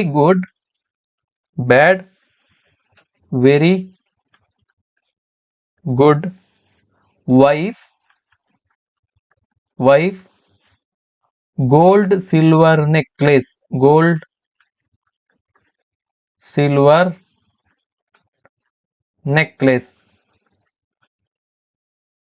so ಇದೊಂದು short cut ಅಥವಾ ಈಸಿ ಮೆಥಡ್. ಇದನ್ನ ನೆನಪಿನಲ್ಲಿ ಇಟ್ಕೊಳ್ಳಿಕ್ಕೆ ಇದೊಂದು easy method. B Roy G bad very good wife gold silver necklace. ಇಲ್ಲಿ ನೋಡಿ ಕಲರ್ ಕೋಡ್. ಸೊ ಇಲ್ಲಿ ಬಿ ಅಂತ ಹೇಳಿದ್ರೆ ಬ್ಲ್ಯಾಕ್, ಫಸ್ಟ್ ಗೆ ಬರುವಂತದ್ದು ಬ್ಲ್ಯಾಕ್. ಬಿ ಅಂತ ಹೇಳಿ ನೆಕ್ಸ್ಟ್ ಬರುವಂತದ್ದು brown. R red. O orange. Y yellow. ಇಲ್ಲಿ G green and next blue. So ಇಲ್ಲಿ ಬ್ಲೂಗೆ ಇಲ್ಲಿ ಬ್ಯಾಡ್. ಸೊ ಹಾಗೇನೆ ಇಲ್ಲಿ ವೆರಿ ಅಂತ ಹೇಳಿದ್ರೆ ಇಲ್ಲಿ ವೈಲೆಟ್. ವಿಗೆ ವೆರಿಗೆ ಅಂತ ಹೇಳಿದ್ರೆ ವೈಲೆಟ್. ಹಾಗೇನೆ ಗ್ರೇಗೆ ಇಲ್ಲಿ ಗುಡ್ ಅಂತ ಕೊಡಲಾಗಿದೆ, ಗುಡ್. ಸೊ ಹಾಗೇನೆ ವೈಟ್ಗೆ wife. So white wife. So ಹಾಗೇನೆ ಗೋಲ್ಡ್. ಸೊ ಹಾಗೇನೆ ಇಲ್ಲಿ ಸಿಲ್ವರ್ಗೆ ಸಿಲ್ವರ್, ಹಾಗೇನೆ ನೋ ಕಲರ್. ಸೊ ಹಾಗೇನೆ ಈ ತರ ಬರೆಯಲಾಗಿದೆ. ಸೊ ಇದನ್ನ ಈಸಿಯಲ್ಲಿ ನೆನಪಿನಲ್ಲಿ ಇಟ್ಕೊಳ್ಬಹುದು. ನಾವು PUC ಅಲ್ಲಿ ಇದ್ದಂತ ಸಂದರ್ಭದಲ್ಲಿ ನಮ್ಮ ಫಿಸಿಕ್ಸ್ ಮೇಡಮ್ ನಮಗೆ ಇದೇ ಕಲರ್ ಕೋಡ್ ಅನ್ನ ಅವರು ಹೇಳಿಕೊಟ್ಟಿದ್ದಾರೆ. ಸೊ ಈ ತರ ನೀವು ನೆನಪಿನಲ್ಲಿ ಇಟ್ಕೊಳ್ಬಹುದು ಅಂತ ಹೇಳಿ. ಸೊ ಅದನ್ನೇ ನಿಮಗೆ ಕೂಡ ಹೇಳ್ತಿದ್ದೇನೆ. ಸೊ ಈ ತರ ಇನ್ನು ಕೂಡ ನೆನಪಿದೆ. ಈ ತರ ನೀವು ನೆನಪಿನಲ್ಲಿ ಇಟ್ಕೊಳ್ಬಹುದು. 10 ವರ್ಷ ಕಳೆದ್ರೂ ಕೂಡ ನಮಗೆ ಈಗ ಕೂಡ ಇದು ನೆನಪಿನಲ್ಲಿ ಇದೆ. ಸೊ ಹಾಗಾಗಿ ಈ ಒಂದು ಶಾರ್ಟ್ ಕಟ್ ಮೆಥಡ್ ಅಥವಾ ಈಸಿ ಟ್ರಿಕ್ ಅನ್ನ ಉಪಯೋಗಿಸಿ ನೀವು ಈ ಕಲರ್ ಕೋಡ್ ನ ನೀವು ನೆನಪಿನಲ್ಲಿ ಇಟ್ಕೊಳ್ಬಹುದು. ತುಂಬಾನೇ ಈಸಿ. ಸೊ ಹಾಗೆ ಇಲ್ಲಿ ಕೊಟ್ಟಿರುವಂತಹ ಪ್ರಶ್ನೆಯಲ್ಲಿ ನೋಡಿ, ಕೆಂಪು, ಹಳದಿ, ಚಿನ್ನ ಈ ಬಣ್ಣಗಳ ಸಂಕೇತವನ್ನ ಹೊಂದಿರುವಂತಹ ಇಂಗಾಲದ ರೋಧಕದ ಬೆಲೆ. ಸೊ ಇಲ್ಲಿ B Roy G bad very good wife gold silver necklace. ಇದು ನಮಗೆ ಗೊತ್ತಿರಬೇಕಾದಂತಹ easy method. So trick. So ಇಲ್ಲಿ ಕೇಳಿರುವಂತದ್ದು ಬಿ ರಾಯ್ಗ್ ಅಂದ್ರೆ ಇಲ್ಲಿ ಯಾವುದು? ಬಿ ಆರ್ ಯಾವ್ದು ನಂಬರ್ ಬರ್ತದೆ? ಆರ್ ಇಲ್ಲಿ ನಂಬರ್ ನೋಡಿ, ಆರ್ ನಂಬರ್ ಯಾವ್ದು ಬರ್ತದೆ ಅಂತ ಹೇಳಿದ್ರೆ 2. 0 ಸ್ಟಾರ್ಟ್ ಆಗೋದು. ಇದನ್ನ ನೆನಪಿನಲ್ಲಿ ಇಟ್ಕೊಳ್ಬೇಕು. ನಂಬರ್ ಅನ್ನ 0 ದಿಂದ ಸ್ಟಾರ್ಟ್ ಆಗುವಂತದ್ದು 0 1 2 3 ಅಪ್ ಟು 9 ತನಕ, ವೈಟ್ ತನಕ ಬರುವಾಗ 9 ಆಗ್ತದೆ.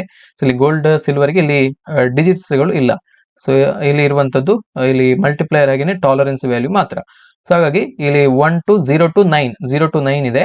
ಸೊ ಹಾಗಾಗಿ ಅವರು ಕೊಟ್ಟಿರುವಂತಹ ಕಲರ್ ಕೋಡ್.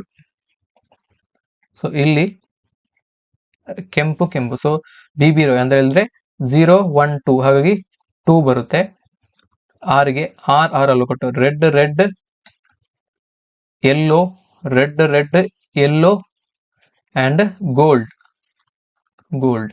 ಸೊ ಹಾಗಾಗಿ 2 ರೆಡ್ಗೆ 2 first digit 2 second digit 2 into next multiplier ಇಲ್ಲಿ ಯಾವುದು ಹಳದಿಗೆ multiplier BB Roy. So 0 0 1 2 3 4 5 10 to the power ನೋಡಿ ಇಲ್ಲಿ ಎಲ್ಲೋಗೆ 10 to the power 4. ಸೊ 0 ಇಂದ ಸ್ಟಾರ್ಟ್ ಆಗೋದಿಲ್ಲ 0 ಇಂಟು ಇಲ್ಲಿ ಫಸ್ಟಿಗೆ 1. ಸೊ ನೆಕ್ಸ್ಟ್ ಎಲ್ಲೋಗೆ 0 10 to the power 4 ಇದೆ. 10 to the power 4 plus or minus ಗೋಲ್ಡ್ಗೆ 5% 5% ಇದೆ. ಹಾಗಾಗಿ ಇಲ್ಲಿ 22 into 4 plus or minus. So ಇಲ್ಲಿ 22 into 10 to the power 4 plus or minus 5%. So ಈ ತರ ರೆಸಿಸ್ಟೆನ್ಸ್ ವ್ಯಾಲ್ಯೂವನ್ನು ನಾವು ಫೈಂಡ್ ಔಟ್ ಮಾಡ್ಕೋಬಹುದು. ಸೊ ಹಾಗಾಗಿ ಇದಕ್ಕೆ ಸರಿಯಾದಂತಹ ಉತ್ತರ option 3 22 into 10 to the power 4 plus or minus 5% ohm. So ಮುಂದಿನ ಪ್ರಶ್ನೆಯನ್ನು ಗಮನಿಸಿ. ಎರಡು ವಿದ್ಯುತ್ ಕೋಶಗಳ ವಿದ್ಯುತ್ ಚಾಲಕ ಬಲವನ್ನ ಹೋಲಿಸಲು ಬಳಸುವಂತಹ ಸಾಧನ ಯಾವುದು ಅನ್ನುವಂತಹ ಪ್ರಶ್ನೆ. So the device which is used to compare the EMF of two cells is called as potentiometer. ಎರಡು ಸಪರೇಟ್ ಆದಂತಹ ಸೆಲ್ಸ್ ಗಳ EMF ಅನ್ನ ಕಂಪೇರ್ ಮಾಡಲಿಕ್ಕೆ ಉಪಯೋಗಿಸುವಂತಹ ಸಾಧನ ಪೊಟೆನ್ಶಿಯೋಮೀಟರ್. ಸೊ EMF ಅನ್ನು ಮೆಜರ್ ಮಾಡಲಿಕ್ಕೆ ಉಪಯೋಗಿಸುವಂತದ್ದು ಪೊಟೆನ್ಶಿಯೋಮೀಟರ್. ಸೊ ಹಾಗಾಗಿ ಆಪ್ಷನ್ 2 ವಿಭವ ಮಾಪಕ ಸರಿಯಾದಂತಹ ಉತ್ತರ. ಸೊ ಹಾಗಿದ್ರೆ ಇಲ್ಲಿ ಇರುವಂತಹ ಇತರ ಆಯ್ಕೆಗಳು ಮೀಟರ್ ಬ್ರಿಡ್ಜ್ ಅಂತ ಹೇಳಿದ್ರೆ ಏನು? Meter bridge is an electrical circuit or apparatus which works on the principle of Wheatstone's bridge, and it is used to measure the value of unknown resistance.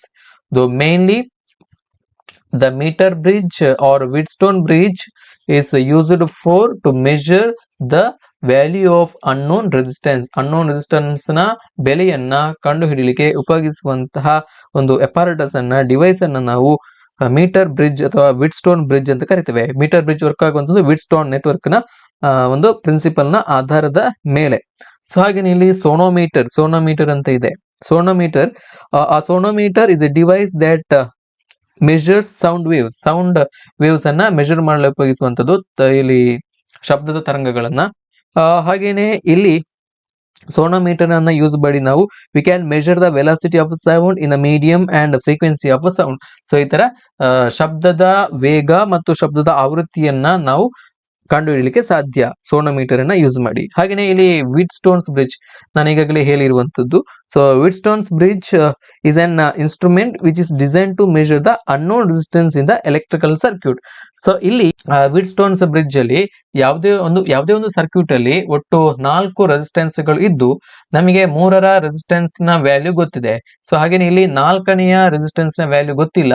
So ಅಂತಹ ಸಂದರ್ಭದಲ್ಲಿ ನಾವೊಂದು ಕಂಡೀಷನ್ ಅನ್ನ ಉಪಯೋಗಿಸಿ, ಇಲ್ಲಿ ವಿಟ್ಸ್ಟೋನ್ bridge ಗೆ ಇರುವಂತ ಬ್ಯಾಲೆನ್ಸಿಂಗ್ ಕಂಡೀಷನ್ ನ ಉಪಯೋಗಿಸಿ ನಾವು ಇಲ್ಲಿ ಆ ಒಂದು ಅನ್ನೋನ್ ರೆಸಿಸ್ಟೆನ್ಸ್ ಅನ್ನ ನಾವು ಫೈಂಡ್ ಔಟ್ ಮಾಡ್ಲಿಕ್ಕೆ ಸಾಧ್ಯ. ಅದನ್ನ ನಾವು ಮುಂದಿನ ಪ್ರಶ್ನೆಯಲ್ಲಿ ನಿಮಗೆ ಡೀಟೇಲ್ ಆಗಿ ಹೇಳ್ತೇನೆ ನೋಡಿ.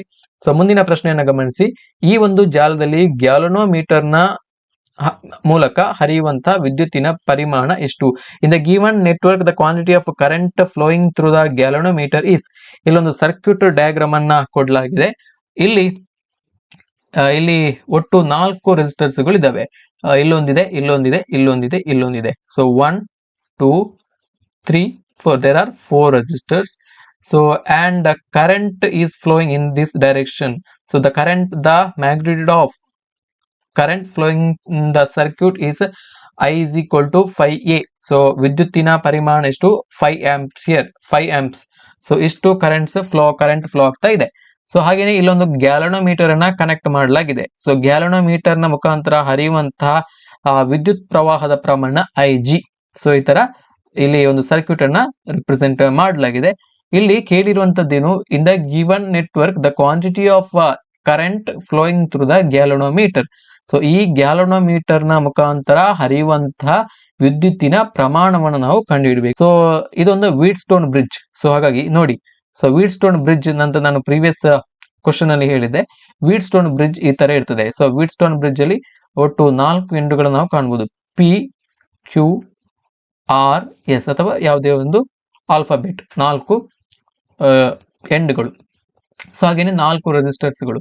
ಸೊ ಇದನ್ನ R1, R2, R3 ಹಾಗೇನೆ R4 ಈ ತರ 4 ರೆಸಿಸ್ಟರ್ಸ್ಗಳು ಕೂಡ ಇದಾವೆ. ಸೊ ನಾನು ಈಗಾಗಲೇ ಪ್ರೀವಿಯಸ್ ಇದರಲ್ಲಿ ಹೇಳಿದ ಹಾಗೆ, ಪ್ರೀವಿಯಸ್ ಕ್ವಶನ್ ಅಲ್ಲಿ ಹೇಳಿದ ಹಾಗೆ, V know that in a balanced Wheatstone bridge the current in the galvanometer is 0. So in a balanced Wheatstone bridge the current through the galvanometer is 0. Why it is 0?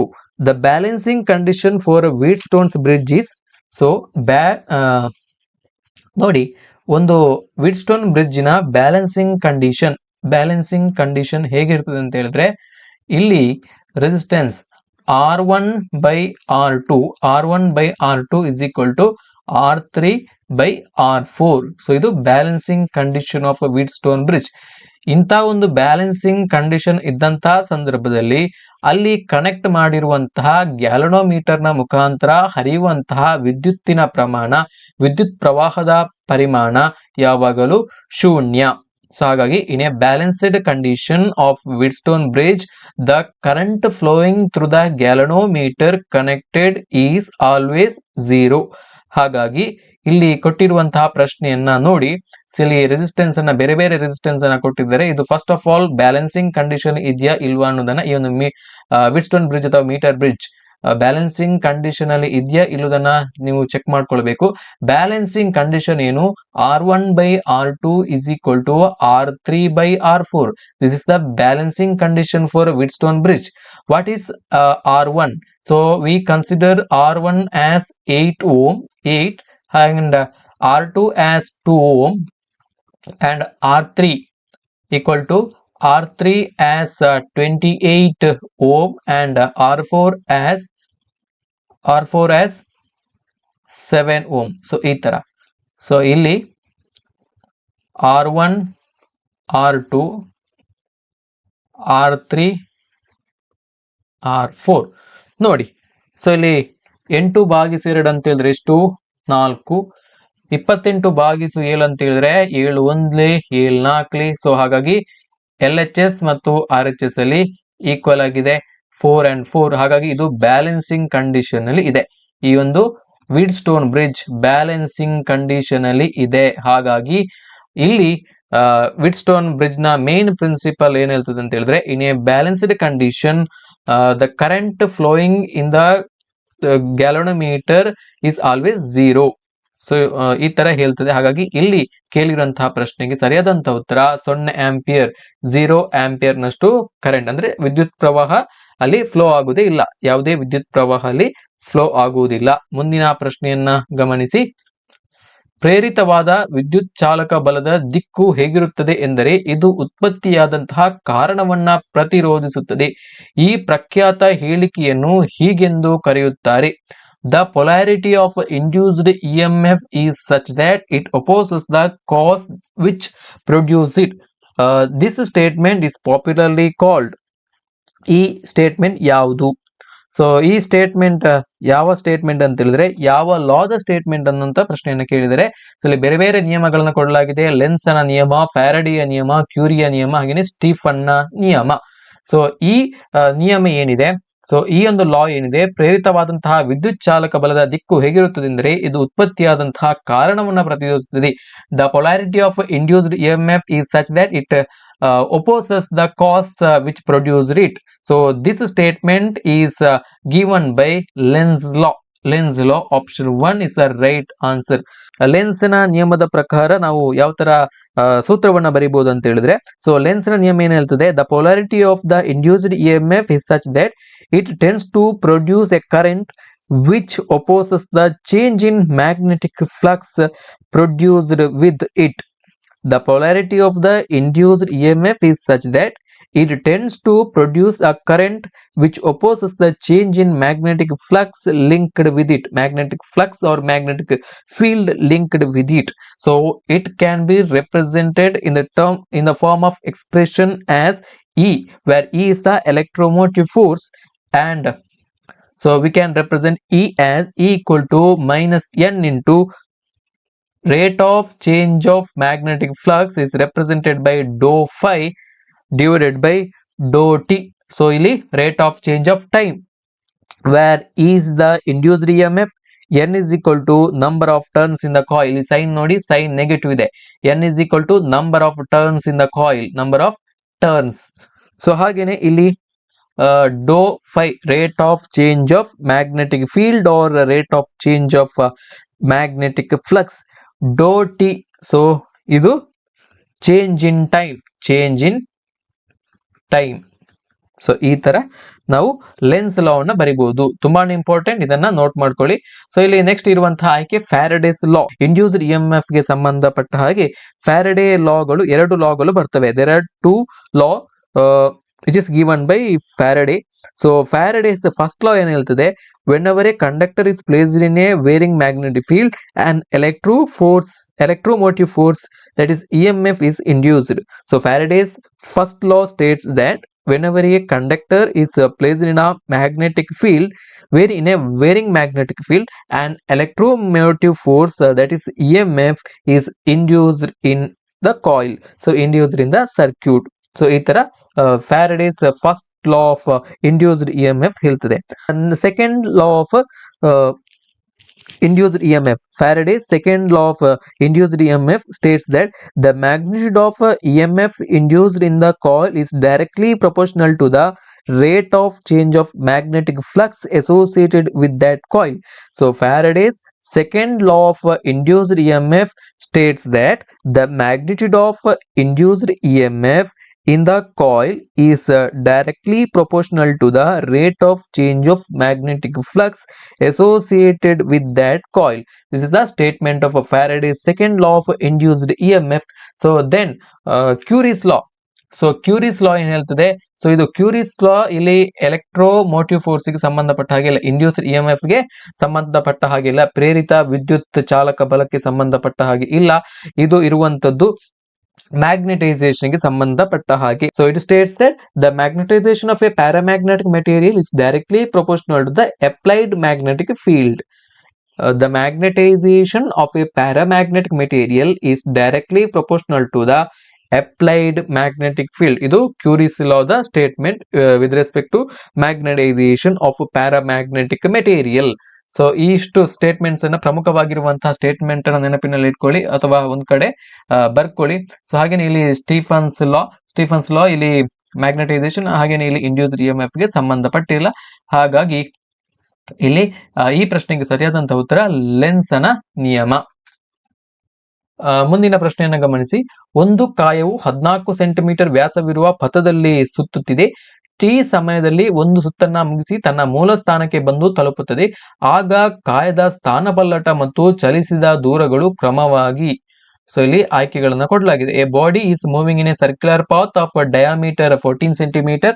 After time T it completes one rotation and comes to the original position.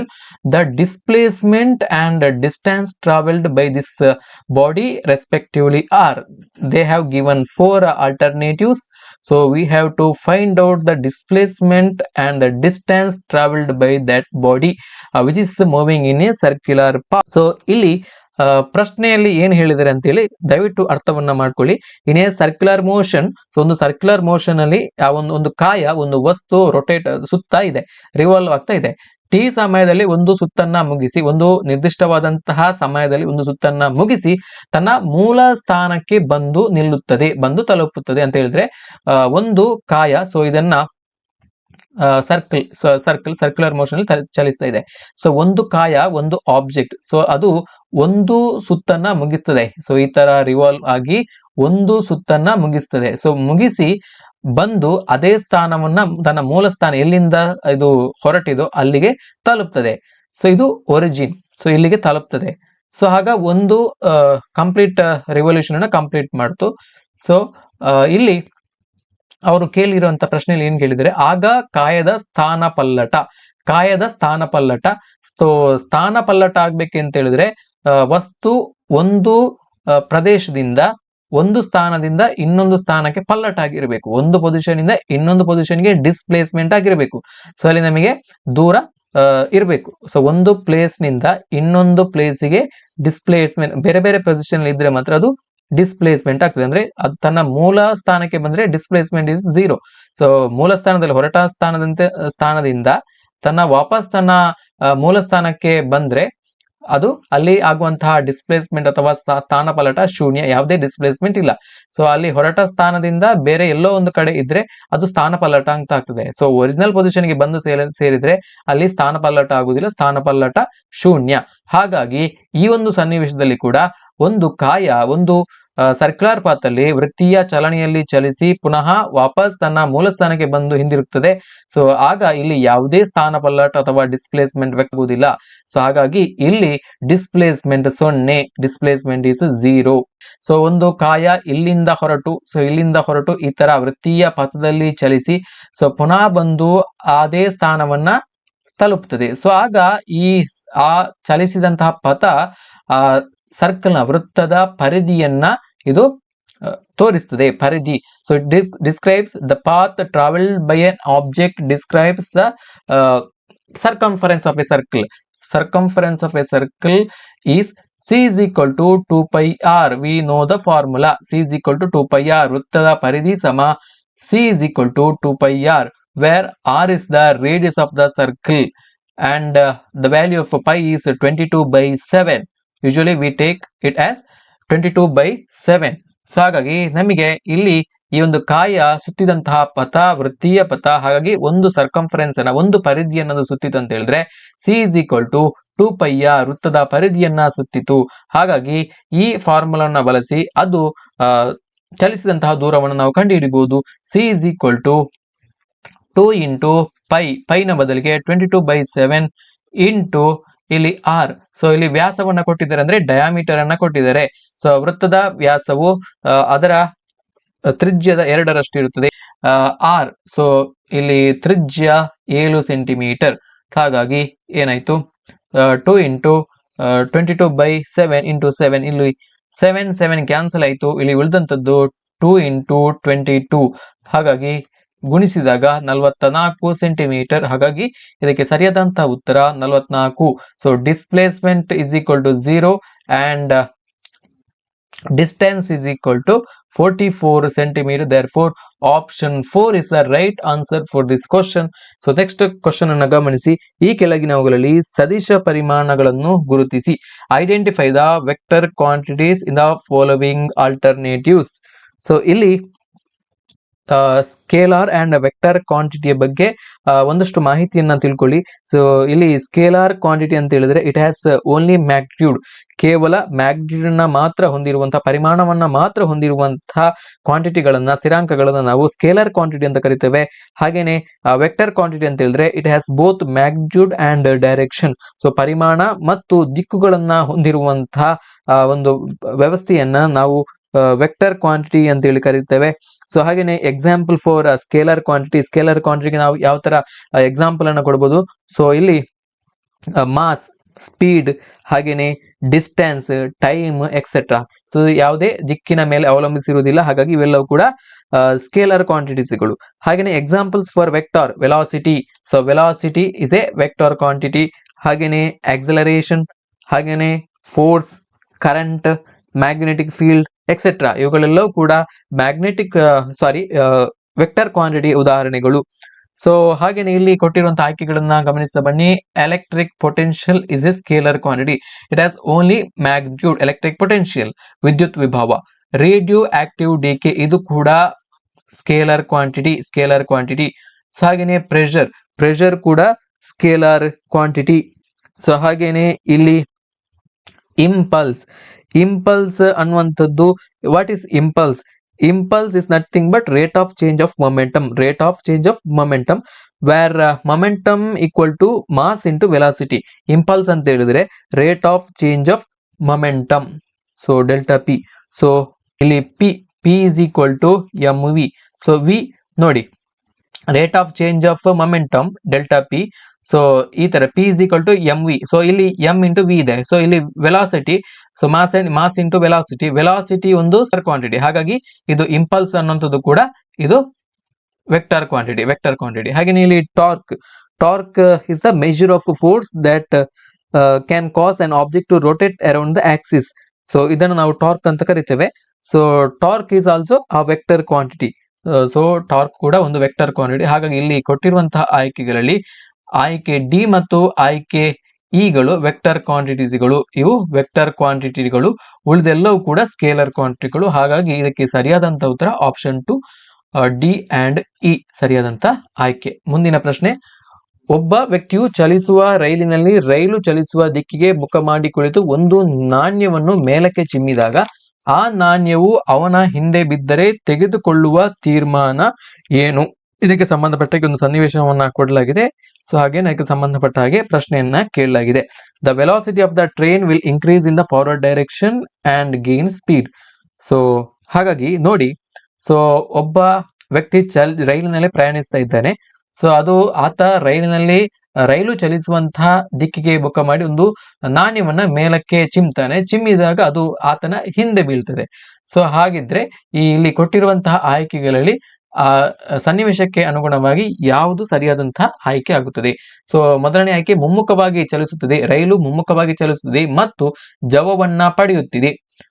ರೈಲು ಮುಮ್ಮುಖವಾಗಿ ಚಲಿಸುತ್ತದೆ ಮತ್ತು ಜವವನ್ನ ಕಳೆದುಕೊಳ್ಳುತ್ತಿದೆ. ಮುಮ್ಮುಖವಾಗಿ ಚಲಿಸುತ್ತಿದೆ ರೈಲು, ಹಾಗೇನೆ ಸ್ಥಿರ ಜವದಿಂದ ಚಲಿಸುತ್ತಿದೆ. So ಹಾಗೇನೆ ಇಲ್ಲಿ ರೈಲು ಹಿಮ್ಮುಖವಾಗಿ ಸ್ಥಿರ ಜವದೊಂದಿಗೆ ಚಲಿಸುತ್ತದೆ. ಸೊ ಈ ತರ ಬೇರೆ ಬೇರೆ ಆಯ್ಕೆಗಳನ್ನ ಕೊಡಲಾಗಿದೆ. ಸೊ ಆತ ಚಲಿಸುತ್ತಿರುವಂತಹ ರೈಲಿನಲ್ಲಿ ಕುಳಿತು ರೈಲು ಚಲಿಸುವ ದಿಕ್ಕಿನ ಕಡೆಗೆ ಮುಖ ಮಾಡಿ ಅದನ್ನ ನಾಣ್ಯವನ್ನ ಮೇಲಕ್ಕೆ ಚಿಮ್ತಾನೆ, ಅದು ಹಿಂದಕ್ಕೆ ಬೀಳ್ತದೆ ಅಂತ ಹೇಳಿದ್ರೆ ಆ ರೈಲು ಮುಮ್ಮುಖವಾಗಿ ಚಲಿಸ್ತದೆ, ಅಂದ್ರೆ ಫಾರ್ವರ್ಡ್ ಡೈರೆಕ್ಷನ್ ಅಲ್ಲಿ ಚಲಿಸ್ತಾ ಇದೆ. ಹಾಗೇನೆ ಇನ್ನಷ್ಟು ಜವವನ್ನ ತನ್ನ ವೆಲಾಸಿಟಿಯನ್ನ, ತನ್ನ ಸ್ಪೀಡ್ ಅನ್ನ ಹೆಚ್ಚು ಮಾಡ್ತಾ ಚಲಿಸ್ತಾ ಇದೆ.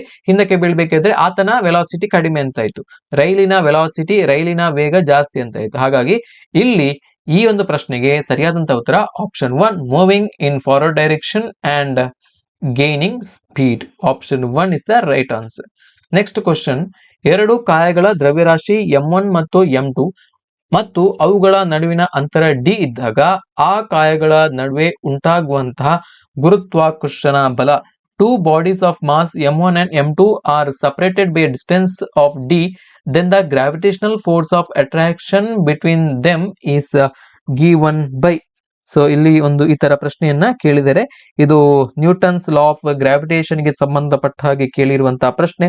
Newton's law of gravitation. So Newton's law of gravitation states that every particle attracts every other particle in the universe, so with a force that directly proportional to the product of the masses and inversely proportional to the square of the distance between them. So ಈ ತರ Newton ನ ವಿಶ್ವ ಗುರುತ್ವಾಕರ್ಷಣ ಬಲದ ನಿಯಮ ತಿಳಿಸುತ್ತದೆ, ಸಾರ್ವತ್ರಿಕ ಗುರುತ್ವಾಕರ್ಷಣೀಯ ನಿಯಮ. So Newton's universal law of gravitation states that every particle attracts every other particle in the universe. ವಿಶ್ವದಲ್ಲಿರುವಂತಹ ಪ್ರತಿಯೊಂದು ವಸ್ತು ಕೂಡ ಇನ್ನೊಂದು ವಸ್ತುವನ್ನ ಆಕರ್ಷಿಸುತ್ತದೆ. ಇಲ್ಲಿ F is equal to F proportional to m1 m2 divided by d square. So ಇಲ್ಲಿ ವಿಶ್ವದಲ್ಲಿರುವಂತಹ ಪ್ರತಿಯೊಂದು ವಸ್ತು ಕೂಡ ಇನ್ನೊಂದು ವಸ್ತುವನ್ನ ಆಕರ್ಷಿಸುತ್ತದೆ. ಸೊ ಇಲ್ಲಿ ಒಂದು ಬಲ ಏರ್ಪಡ್ತದೆ. ಆ ಬಲ ಯಾವ ತರ ಇರುತ್ತೆ ಅಂತ ಹೇಳಿದ್ರೆ, ಸೊ ಆ ಎರಡು ಕಾಯಗಳ ಏನು ದ್ರವ್ಯರಾಶಿ ಏನಿದೆ ಅವುಗಳ ಗುಣಲಬ್ಧಕ್ಕೆ ನೇರಾನುಪಾತದಲ್ಲಿಯೂ ಹಾಗೇನೆ ಆ ಎರಡು ಕಾಯಗಳ ನಡುವಿನ ಅಂತರದ ವರ್ಗಕ್ಕೆ ವಿಲೋಮಾನುಪಾತದಲ್ಲಿಯೂ ಇರ್ತದೆ. ಸೊ ಹಾಗಾಗಿ ಇಲ್ಲಿ ಪ್ರೊಪೋರ್ಷನಾಲಿಟಿ ಕಾನ್ಸ್ಟೆಂಟ್ ನ ಬದಲಾಗಿ ಒಂದು ಕಾನ್ಸ್ಟೆಂಟ್ ಅನ್ನ ಬರೀತೇವೆ, F equal to G. ಈ ಕಾನ್ಸ್ಟೆಂಟ್ ಅನ್ನ ನಾವು ಗ್ರಾವಿಟೇಷನಲ್ ಕಾನ್ಸ್ಟೆಂಟ್ ಅಥವಾ ಯೂನಿವರ್ಸಲ್ ಗ್ರಾವಿಟೇಷನಲ್ ಕಾನ್ಸ್ಟೆಂಟ್ ಅಂತ ಕರಿತೇವೆ. G into m1 m2 divided by d square, ಈ ತರ ಫಾರ್ಮುಲಾ ಇದೆ. ಸೊ ಇದು Newton's universal law of gravitation ಗೆ ಸಂಬಂಧಪಟ್ಟ ಹಾಗೆ ಇಲ್ಲಿ the value of G is 6.673 into 10 to the power minus 11 Newton meter square per kg square. 6.67 into 10 to the power minus 11 Newton meter square per Newton meter square per K G square. ಈ ತರ formula ಇದೆ. So ಇದನ್ನ ದಯವಿಟ್ಟು ನೆನಪಿನಲ್ಲಿ ಇಟ್ಕೊಳ್ಳಿ. So ಇದನ್ನು ಕೂಡ ಪ್ರಶ್ನೆ ನಿಮ್ಮ ಪರೀಕ್ಷೆಯಲ್ಲಿ ಕೇಳುವಂತಹ ಸಾಧ್ಯತೆ ಇದೆ. The value of gravitational constant 6.673 into 10 to the power -11 Newton meter square per K G square. ಇದನ್ನ ನೆನಪಿನಲ್ಲಿ ಇಟ್ಕೊಳ್ಳಿ. ಮುಂದಿನ ಪ್ರಶ್ನೆಯನ್ನ ಗಮನಿಸಿ. ಒಂದು ಕಾಯದ ತೂಕ ಭೂಮಿಯ ಮೇಲೆ 98 ಕೆಜಿ ಮತ್ತು ಅದೇ ಕಾಯದ ತೂಕ ಚಂದ್ರನ ಮೇಲೆ 16.2 ಕೆಜಿ ಇದೆ. ಭೂಗುರುತ್ವ ವೇಗೋತ್ಕರ್ಷವು 9.8 ಮೀಟರ್ ಪರ್ ಸೆಕೆಂಡ್ ಗಳಷ್ಟು ಇದ್ದರೆ ಚಂದ್ರನ ಮೇಲೆ ಗುರುತ್ವ ವೇಗೋತ್ಕರ್ಷದ ಬೆಲೆ ಏನು ಅನ್ನುವಂತಹ ಪ್ರಶ್ನೆ. The weight of a body on the surface of the earth is 98 kg and its weight on the surface of moon is 16.2 kg. The value of acceleration due to gravity on the earth is 9.8 meter per second. What is the value of acceleration due to gravity on the surface of moon? ಇಲ್ಲಿ ನಮಗೆ ಗೊತ್ತಿರುವಂತಹ ಪ್ರಕಾರ we know that F is equal to M A. F is equal to M A. ನಾನು ಈಗಾಗಲೇ previous question ಅಲ್ಲಿ ಹೇಳಿದ್ದೇನೆ. F is equal to W. F is equal to force is equal to work done ಅಥವಾ force is equal to weight. So F is equal to W is equal ಇಲ್ಲಿ M ಎನ ಬದಲಾಗಿ ಇಲ್ಲಿ mass into acceleration. So ಇಲ್ಲಿ ನಾವು acceleration ನ acceleration due to ಗ್ರಾವಿಟಿಯನ್ನು substitute ಮಾಡಬಹುದು. So instead of A we can substitute, we can write it as g, acceleration due to gravity on the earth. So F is equal to W is equal to mg. So ಈ ತರ ಆಯ್ತು. So ಇಲ್ಲಿ W is equal to mg, weight is equal to mg. So ಇಲ್ಲಿ ಏನು ದ್ರವ್ಯರಾಶಿ ಮತ್ತು ತೂಕಗಳು ವಿಭಿನ್ನವಾದಂತಹ ಪರಿಕಲ್ಪನೆಗಳಂತೇಳಿ ನೀವು ಗಮನದಲ್ಲಿ ಇಟ್ಕೊಳ್ಬೇಕು. ಸೊ ಇಲ್ಲಿ ನಮಗೆ ಕೇಳಿರುವಂತದ್ದೇನು, ಒಂದು ಕಾಯದ ತೂಕ ಭೂಮಿಯ ಮೇಲೆ 98 ಕೆಜಿ, ಅದೇ ಕಾಯದ ತೂಕ ಚಂದ್ರನ ಮೇಲೆ 16.2 ಕೆಜಿ, ಅಂದ್ರೆ ದ್ರವ್ಯರಾಶಿ ಮಾತ್ರ. ಸೊ ಇಲ್ಲಿ ಏನು ಚೇಂಜ್ ಇರುವಂತದ್ದೇನು, ಸೊ ಒಂದು ಕಾಯದ ತೂಕ ಕೇಳಿರುವಂತದ್ದು 98 ಕೆಜಿ. ಸೊ ಹಾಗೇನೆ ಇಲ್ಲಿ ಅದೇ ಕಾಯದ ತೂಕ ಚಂದ್ರನ ಮೇಲೆ 16.2 ಕೆಜಿ. ಸೊ ಹಾಗೇನೆ ಗುರುತ್ವ ವೇಗೋತ್ಕರ್ಷ 9.2. ನಾವು ಚಂದ್ರನ ಮೇಲೆ ಗುರುತ್ವ ವೇಗೋತ್ಕರ್ಷವನ್ನು ನಾವಿಲ್ಲಿ ಫೈಂಡ್ ಔಟ್ ಮಾಡ್ಕೋಬೇಕು. ಸೊ ಇಲ್ಲಿ ನೋಡಿ ಈ ಈಕ್ವೇಶನ್ ಅಲ್ಲಿ, ಸೊ ಇಲ್ಲಿ ನಮಗೆ ಮಾಸ್ ಬೇಕು. ಸೊ ಇಲ್ಲಿ ಮಾಸ್ ಬೇಕು. So weight and mass are different quantities. ದ್ರವ್ಯರಾಶಿ ಮತ್ತು ತೂಕ ಎರಡು ವಿಭಿನ್ನವಾದಂತಹ ಕ್ವಾಂಟಿಟೀಸ್ಗಳು. ಸೊ ಹಾಗಾಗಿ ಇಲ್ಲಿ M is equal to W by G ಈ ಈಕ್ವೇಶನ್ ಅಲ್ಲಿ. ಸೊ ಇಲ್ಲಿ therefore we can calculate the value of M. So ಇಲ್ಲಿ ಭೂಮಿಗೆ ಸಂಬಂಧಪಟ್ಟ ಹಾಗೆ ಭೂಮಿಯಲ್ಲಿ ಆ ಒಂದು ಕಾಯದ ತೂಕ 98 ಕೆಜಿ, ಭೂಮಿಯಲ್ಲಿ ಗುರುತ್ವ ವೇಗೋತ್ಕರ್ಷ 9.8 metre per second square. So ಹಾಗಾಗಿ 98 / 9.8 ಅಂತ ಹೇಳಿದ್ರೆ 10. ಸೊ ನಮಗೆ ಎಷ್ಟು ಸಿಕ್ಕಿದ್ದು, M is equal to 10 K G. M is equal to 10 K G. So ಇಲ್ಲಿ ಭೂಮಿಯಿಂದ ಚಂದ್ರನ ಮೇಲೆ ಹೋದ್ರೂ ಕೂಡ ದ್ರವ್ಯರಾಶಿಯಲ್ಲಿ ಯಾವುದೇ ವ್ಯತ್ಯಾಸ ಆಗುದಿಲ್ಲ. ದ್ರವ್ಯರಾಶಿ ಅಂದ್ರೆ ಮಾಸ್ ಅಲ್ಲಿ ಯಾವುದೇ ವ್ಯತ್ಯಾಸ ಆಗುದಿಲ್ಲ. ಬರೀ ವ್ಯತ್ಯಾಸ ಆಗುವಂತದ್ದು ತೂಕದಲ್ಲಿ ಮಾತ್ರ ವ್ಯತ್ಯಾಸ ಆಗುವಂತದ್ದು. ದ್ರವ್ಯರಾಶಿಯಲ್ಲಿ ಯಾವುದೇ ವ್ಯತ್ಯಾಸ ಆಗುವುದಿಲ್ಲ. ತೂಕ ಮತ್ತು ದ್ರವ್ಯರಾಶಿಗಳು ಎರಡು ವಿಭಿನ್ನವಾದಂತಹ ಕ್ವಾಂಟಿಟೀಸ್ಗಳು, ಎರಡು ವಿಭಿನ್ನವಾದಂತಹ ಪರಿಮಾಣಗಳು. ಹಾಗಾಗಿ ಇದನ್ನ ಗಮನದಲ್ಲಿ ಇಟ್ಕೊಳ್ಳಿ. ಸೊ ಈಗ ನಾವು ಕಂಡುಹಿಡಬೇಕಾಗಿರುವಂತದ್ದು ಚಂದ್ರನ ಮೇಲೆ ಗುರುತ್ವ ವೇಗೋತ್ಕರ್ಷದ ಬೆಲೆ. So we know that W is equal to mg, W is equal to mg, m into g.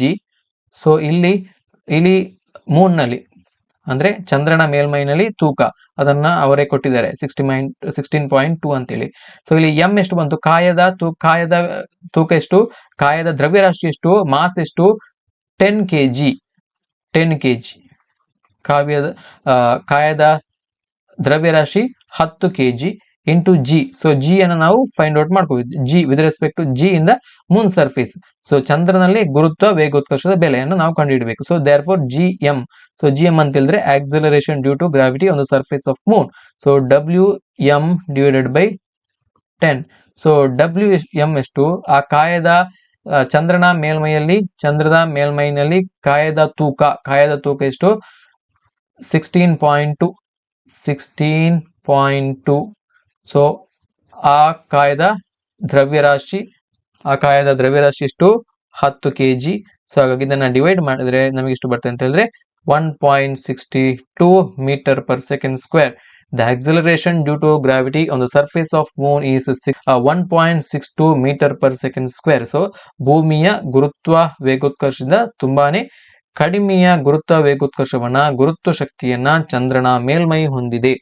ಹಾಗಾಗಿ ಇಲ್ಲಿ ಇದಕ್ಕೆ ಸರಿಯಾದಂತಹ ಉತ್ತರ option 1.62 into 1.62 meter per second square. ಮುಂದಿನ ಪ್ರಶ್ನೆಯನ್ನ ಗಮನಿಸಿ. ಒಂದು ಕಾಯದ ಜಡತಾ ಮಹತ್ವವು ಈ ಕೆಳಗಿನ ಯಾವ ಅಂಶವನ್ನು ಅವಲಂಬಿಸಿರುವುದಿಲ್ಲ? On which of the following factor the moment of inertia of a body does not depend? So moment of inertia first of all ಯಾವುದ್ರ ಮೇಲೆಲ್ಲ ಡಿಪೆಂಡ್ ಆಗಿದೆ ಅನ್ನೋದನ್ನ ಇಲ್ಲಿ ನೋಡ್ಕೊಳ್ಳಿ. Moment of inertia depends on mass, it depends on shape and size, it depends on distribution of mass about the axis of rotation. So ಹಾಗೇನೆ ಇಲ್ಲಿ it depends on the distance of the body from the axis of rotation. So it also depends on the position and orientation of axis of rotation. So but it does not depend on the angular velocity. Therefore in the given question the angular velocity is the right answer for this question. Angular velocity ಮೇಲೆ ಈ moment of inertia ಅಂದ್ರೆ ಜಡತಾ ಮಹತ್ವವು depend ಆಗಿಲ್ಲ. So ಇದು independent ಆಗಿದೆ. ಹಾಗಾಗಿ ಇದಕ್ಕೆ ಸರಿಯಾದಂತ ಉತ್ತರ ಆಪ್ಷನ್ 3 ಆಗುತ್ತೆ.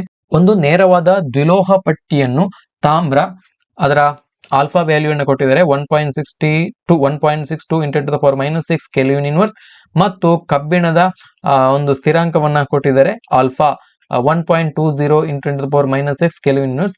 ಇದರಿಂದ ಮಾಡಲಾಗಿದೆ. ಈ ಪಟ್ಟಿಯನ್ನು ಹೆಚ್ಚಿನ ಉಷ್ಣತೆಗೆ ಕಾಯಿಸಿದಾಗ ದ್ವಿಲೋಹ ಪಟ್ಟಿಯು a straight bimetallic strip is made up of copper. The coefficient of thermal expansion or the coefficient of linear expansion is the value of alpha is 1.62 into 10 to the power minus 6 Kelvin inverse, and iron the value of linear coefficient expansion is alpha is equal for iron is alpha equal to 1.20 into 10 to the power minus 6 Kelvin inverse. If this strip is heated to high temperature then it will. So ಯಾವ ತರ ಅದು ಪರಿಣಾಮವನ್ನ ತೋರಿಸ್ತದೆ? So ಹೆಚ್ಚಿನ ಉಷ್ಣತೆಗೆ ಕಾಯಿಸಿದಾಗ ಯಾವ ತರ ಉಷ್ಣದ ಪರಿಣಾಮ ಯಾವ ತರ ಬೀರ್ತದೆ ಅನ್ನುವಂತ ಪ್ರಶ್ನೆ. ಸೊ ಇಲ್ಲಿ ನೋಡಿ coefficient of thermal expansion of copper. So ಇದರ ಯಾವುದರ ಬೆಲೆ ಜಾಸ್ತಿ ಅಂತ ಹೇಳಿದ್ರೆ ಇಲ್ಲಿ ತಾಮ್ರದ ಆಲ್ಫಾ ಬೆಲೆ ಜಾಸ್ತಿ ಇದೆ. ಸೊ ಇಲ್ಲಿ ಆಲ್ಫಾವನ್ನ ನಾವು ಕೋಎಫಿಷಿಯಂಟ್ ಆಫ್ ಥರ್ಮಲ್ ಎಕ್ಸ್ಪಾನ್ಷನ್ ಅಂತ ಕರಿತೇವೆ ಆಲ್ಫಾ. ಸೊ ಕಾಪರ್ ಗೆ ಸಂಬಂಧಪಟ್ಟ ಕೋಎಫಿಷಿಯಂಟ್ ಆಫ್ ಥರ್ಮಲ್ ಎಕ್ಸ್ಪಾನ್ಷನ್ ಎಷ್ಟಿದೆ ಅಂತ ಹೇಳಿದ್ರೆ ಇಲ್ಲಿ 1.62 into 10 to the power minus 6 ಇದೆ. ಹಾಗೇನೆ ಐರನ್ ಅಂದ್ರೆ ಕಬ್ಬಿಣಕ್ಕೆ ಸಂಬಂಧಪಟ್ಟ ಹಾಗೆ ಕೋಎಫಿಷಿಯಂಟ್ ಆಫ್ ಲೀನಿಯರ್ ಎಕ್ಸ್ಪಾನ್ಷನ್ ಅಥವಾ ಥರ್ಮಲ್ ಎಕ್ಸ್ಪಾನ್ಷನ್ ಎಷ್ಟಿದೆ ಅಂತ ಹೇಳಿದ್ರೆ ಆಲ್ಫಾ ಇಸ್ ಈಕ್ವಲ್ ಟು 1.20 ಈ ತರ ಇದೆ. ಸೊ ಇಲ್ಲಿ ಯಾವ ಲೋಹದ ಈ coefficient of linear expansion alpha value ಜಾಸ್ತಿ ಇರ್ತದೋ ಆ ಮೆಟಲ್ ತುಂಬಾನೇ ಹೊರಭಾಗಕ್ಕೆ ಬಾಗ್ತದೆ. ಸೊ ಇಲ್ಲಿ ನೋಡಿ ಯಾವ ತರ ಬಾಗ್ತದೆ ಅಂತ ಹೇಳಿದ್ರೆ it bend with copper on the outer side. So ಇಲ್ಲಿ ನೋಡಿ ಇಲ್ಲಿ ಕೊಟ್ಟಿರುವಂತಹ ಆಯ್ಕೆಯಲ್ಲಿ ತಾಮ್ರದ ಪಟ್ಟಿಯು ಹೊರಭಾಗದಲ್ಲಿರುವಂತೆ ಬಾಗ್ತದೆ. ಅಂದ್ರೆ ಇಲ್ಲಿ ಬಾಗುವಂತದ್ದು ಕಾಪರ್. ಸೊ ತಾಮ್ರದ ಕಾಪರ್ ಹೊರಭಾಗಕ್ಕೆ ಬಾಗ್ತದೆ. ಹಾಗಾಗಿ ಆಪ್ಷನ್ 4 ಇದಕ್ಕೆ ಸರಿಯಾದಂತ ಉತ್ತರ. ಯಾವುದರ ಕೋಎಫಿಷಿಯಂಟ್ ಆಫ್ ಥರ್ಮಲ್ ಎಕ್ಸ್ಪಾನ್ಷನ್ ಜಾಸ್ತಿ ಇರುತ್ತೆ ಅದು ಹೆಚ್ಚು ಬಾಗ್ತದೆ. ಇಲ್ಲಿ ತಾಮ್ರದ coefficient of thermal expansion alpha value ಜಾಸ್ತಿ ಇರೋದ್ರಿಂದ ಅದು ಹೆಚ್ಚು ಹೊರಭಾಗಕ್ಕೆ ಬಾಗ್ತದೆ. ಆಪ್ಷನ್ 4 ಇದಕ್ಕೆ ಸರಿಯಾದಂತಹ ಉತ್ತರ. ಮುಂದಿನ ಪ್ರಶ್ನೆ. ಈ ಕೆಳಗಿನ ಯಾವ ಒಂದು ಭಾಗವು ಪೆಟ್ರೋಲ್ ಇಂಜಿನ್ ನ ಭಾಗವಾಗಿರುವುದಿಲ್ಲ? ಪಿಸ್ಟನ್, ಇಂಧನ ಇಂಜೆಕ್ಷನ್ ಪಂಪ್, ಹಾಗೇನೆ ಕಾರ್ಬೋರೇಟರ್, ಕಿಡಿಬೆಣೆ. ಸೊ ಇಲ್ಲಿ ಪೆಟ್ರೋಲ್ ಇಂಜಿನ್ ನ ಭಾಗ ಯಾವ್ದಾಗಿರೋದು ಇಲ್ಲಿ ಕೊಟ್ಟಿರುವಂತಹ ಆಯ್ಕೆಗಳಲ್ಲಿ ಇಲ್ಲಿ ಇಂಧನ ಇಂಜೆಕ್ಷನ್ ಪಂಪ್ ಅಂದ್ರೆ ಫ್ಯೂಯಲ್ ಇಂಜೆಕ್ಷನ್ ಪಂಪ್ ಇದು ಪೆಟ್ರೋಲ್ ಇಂಜಿನ್ ನ ಭಾಗ ಆಗಿರುವುದಿಲ್ಲ. ಇದು ಇರುವಂತದ್ದು ಡೀಸೆಲ್ ಇಂಜಿನ್ ಅಲ್ಲಿ ಮಾತ್ರ. ಉಳಿದೆಲ್ಲವೂ ಪಿಸ್ಟನ್, ಕಾರ್ಬೋರೇಟರ್ ಹಾಗೇನೆ ಸ್ಪಾರ್ಕ್ ಪ್ಲಗ್ ಇವು ಡೀಸೆಲ್ ಇಂಜಿನ್ ಅಲ್ಲಿ ಪೆಟ್ರೋಲ್ ಇಂಜಿನ್ ಅಲ್ಲಿ ಇರ್ತವೆ. ಬಟ್ ಇಲ್ಲಿ fuel injector pump diesel engine ಅಲ್ಲಿ ಇರುವುದಿಲ್ಲ. ಹಾಗಾಗಿ ಆಪ್ಷನ್ 2 ಇದಕ್ಕೆ ಸರಿಯಾದಂತ ಉತ್ತರ. ಮುಂದಿನ ಪ್ರಶ್ನೆಯನ್ನು ಗಮನಿಸಿ. ಭೂಮಿಯ ವಿಮೋಚನಾ ವೇಗ ಅಂದ್ರೆ ವಿಇ ಮತ್ತು ಕಕ್ಷಾ ವೇಗ ವಿಒ ಇವುಗಳ ನಡುವಿನ ಸಂಬಂಧ ಏನು? The relation between escape velocity ವಿಇ and orbital velocity ವಿಒ of the earth is. So ಇಲ್ಲಿ ವಿಮೋಚನಾ ವೇಗ ಮತ್ತು ಕಕ್ಷಾ ವೇಗಕ್ಕೆ ಇರುವಂತಹ ಸಂಬಂಧ.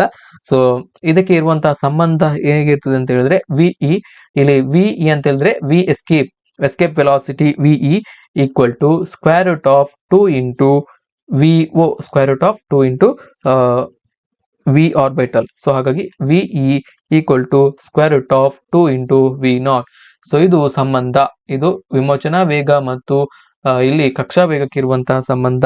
ಸೊ ಇಲ್ಲಿ ಏನು ವಿಮೋಚನಾ ವೇಗ ಅಥವಾ ಎಸ್ಕೇಪ್ ವೆಲಾಸಿಟಿ ಅಂತ ಅಂದ್ರೆ ಏನು ಅಂತೇಳಿ, escape velocity is the minimum velocity required for an object to escape from the gravitational pull of a planet or other object. So ಇಲ್ಲಿ ಎಸ್ಕೇಪ್ ವೆಲಾಸಿಟಿ, ಇಲ್ಲಿ ವಿಮೋಚನಾ ವೇಗ ಅಂತ ಹೇಳಿದ್ರೆ ಯಾವುದೇ ಒಂದು ಕಾಯವು, ಯಾವುದೇ ಒಂದು ಏನು ಗ್ರಹ ಆಗಿರ್ಬೋದು, ಯಾವುದೇ ಒಂದು ಆಕಾಶಕಾಯದ ಇಲ್ಲಿ ಗುರುತ್ವಾಕರ್ಷಣ ಶಕ್ತಿಯನ್ನ ತಪ್ಪಿಸಿಕೊಂಡು ಅದರ ಆಚೆಗೆ ಹೋಗಲಿಕ್ಕೆ ಬೇಕಾದಂತಹ ಕನಿಷ್ಠ ವೇಗವನ್ನ ನಾವು ಇಲ್ಲಿ ವಿಮೋಚನಾ ವೇಗ ಅಂತ ಕರಿತೇವೆ.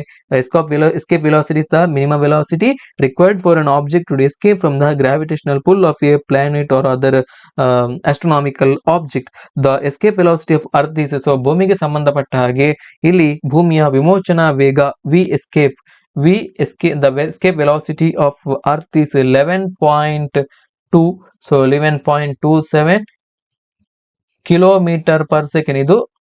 ಇದು ಭೂಮಿಯ ವಿಮೋಚನಾ ವೇಗ. The escape velocity of moon, so ಇಲ್ಲಿ ಚಂದ್ರನ escape velocity 2.3 kilometre per second. ದ್ಯುತಿತಂತು ಕೇಬಲ್ಗಳು ಈ ಕೆಳಗಿನ ಬೆಳಕಿನ ಯಾವ ತತ್ವದ ಆಧಾರದ ಮೇಲೆ ಕೆಲಸ ಮಾಡುತ್ತದೆ? ಸೊ ಇಲ್ಲಿ ದ್ಯುತಿತಂತು ಕೇಬಲ್ಗಳು, the optical fibres work under the principle of total internal reflection. ಇದು ಬೆಳಕಿನ ಒಂದು ವಿದ್ಯಮಾನ. ಸೊ ಇದರ ಆಧಾರದ ಮೇಲೆ ದ್ಯುತಿ ತಂತು ಕೇಬಲ್ಗಳು ಅಂದ್ರೆ ಆಪ್ಟಿಕಲ್ ಫೈಬರ್ ಕೇಬಲ್ಗಳ ವರ್ಕ್ ಆಗ್ತವೆ. ಸೊ ಇಲ್ಲಿ ದ್ಯುತಿ ತಂತು ಕೇಬಲ್ಗಳನ್ನು, ಆಪ್ಟಿಕಲ್ ಫೈಬರ್ಸ್ ಗಳನ್ನ ಸಂವಹನದಲ್ಲಿ, ಸಂಪರ್ಕ ಸಾಧನದಲ್ಲಿ ಇಲ್ಲಿ ಕೇಬಲ್ ನ ರೂಪದಲ್ಲಿ ಬಳಸಲಾಗ್ತದೆ. ಸೊ ಇಲ್ಲಿ total internal reflection is A phenomenon that occurs when light is completely reflected at the interface between two media. So ಇಂತಹ ಒಂದು ವಿದ್ಯಮಾನವನ್ನು ನಾವು ಟೋಟಲ್ ಇಂಟರ್ನಲ್ ರಿಫ್ಲೆಕ್ಷನ್ ಅಂತೇಳಿ ಕರಿತೇವೆ. ಸೊ ಹಾಗಾಗಿ ಇಲ್ಲಿ ಪ್ರಮುಖವಾಗಿ ಆಪ್ಟಿಕಲ್ ಫೈಬರ್ ಕೇಬಲ್ಗಳನ್ನ ಸಂಪರ್ಕ ವ್ಯವಸ್ಥೆಯಲ್ಲಿ ಬಳಸ್ತಾರೆ. ಅಂಡರ್ ಗ್ರೌಂಡ್ ಕೇಬಲ್ಗಳಾಗಿ ಇಲ್ಲಿ ಸಂಪರ್ಕ ವ್ಯವಸ್ಥೆಯಲ್ಲಿ ಬಳಸ್ತಾರೆ. ಇದನ್ನ ನೀವು ದಯವಿಟ್ಟು ಗಮನದಲ್ಲಿ ಇಟ್ಕೊಳ್ಳಿ. ಹಾಗಾಗಿ ಇಲ್ಲಿ ಸರಿಯಾದಂತ ಉತ್ತರ ಸಂಪೂರ್ಣ ಆಂತರಿಕ ಪ್ರತಿಫಲನ, ಟೋಟಲ್ ಇಂಟರ್ನಲ್ ರಿಫ್ಲೆಕ್ಷನ್, TIR. ಕೊಟ್ಟಿರುವ ಚಿತ್ರದಲ್ಲಿ M1 ಮತ್ತು M2ಗಳು ಸಮತಲ ದರ್ಪಣಗಳಾಗಿವೆ. ಇವುಗಳ ನಡುವಿನ ಕೋನ ಅಂದ್ರೆ ಆಂಗಲ್ 60 ಡಿಗ್ರಿ ಇದ್ದಾಗ ವಸ್ತು ಏನ ಪ್ರತಿಬಿಂಬಗಳು ಮೂಡುವಂತ ಸಂಖ್ಯೆ. In the given figure, M1 and M2 are the plane mirrors. The angle between them, that is theta, equal to 60 degree. Then the number of images of the object A formed are. So ಎಷ್ಟು ಸಂಖ್ಯೆಯ ಪ್ರತಿಬಿಂಬಗಳು ಇಲ್ಲಿ ಮೂಡುತ್ತವೆ? The number of images formed. We have to calculate the number of images. So ಹಾಗೆ ಇಲ್ಲಿ ಎರಡು plane ಮಿರರ್ಗಳು ಇದಾವೆ, ಸಮತಲ ದರ್ಪಣಗಳು M1 ಮತ್ತು M2.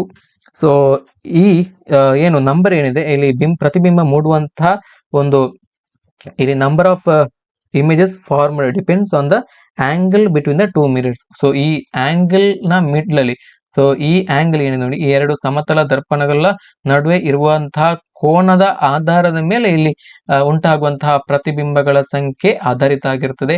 So the number of image depend on the angle between the two mirrors. ಹಾಗಾಗಿ ಇದಕ್ಕೆ ಒಂದು ಸೂತ್ರ ಇದೆ. ಈ ಒಂದು ನಂಬರ್ ಆಫ್ ಇಮೇಜಸ್ ಫಾರ್ಮ್ಡ್ ಇದನ್ನ ಕಂಡುಹಿಡಿಯಲಿಕ್ಕೆ ಇರುವಂತಹ ಸೂತ್ರ. ಸೊ ಇಲ್ಲಿ number of images formed N is equal to 360 degree divided by theta. 360 degree divided by theta minus 1. ಇದು ಫಾರ್ಮುಲಾ.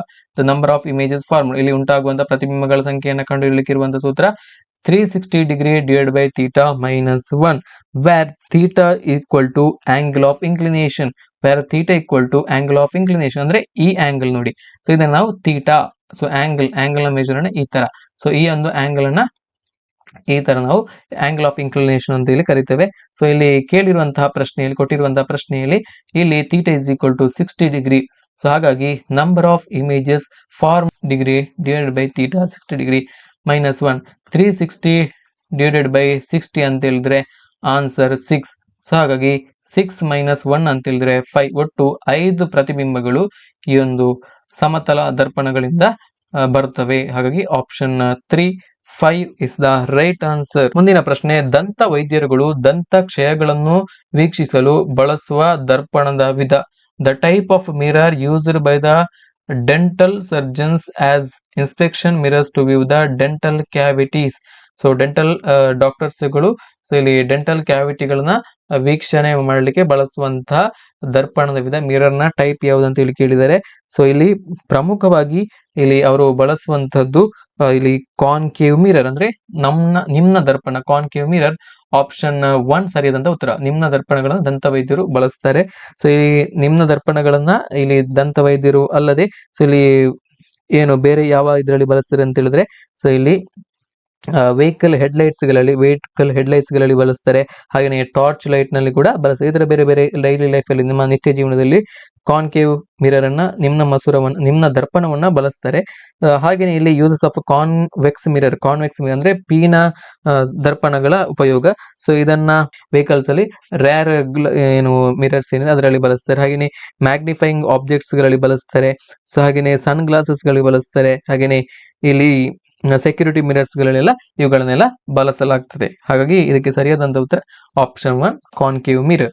ಸೊ ಮುಂದಿನ ಪ್ರಶ್ನೆ, ಒಂದು ಕಪ್ಪು ಕಾಯದ ಉಷ್ಣತೆಯನ್ನು 2 ಪಟ್ಟು ಹೆಚ್ಚಿಸಿದಾಗ ಅದರ ಹೊರಬರುವಂತಹ ಉಷ್ಣ ವಿಕಿರಣಗಳ ಪರಿಮಾಣವು ಪ್ರತಿ ಸೆಕೆಂಡ್ಗೆ. If the temperature of a black body is doubled then the amount of heat radiations emitted by it per second is.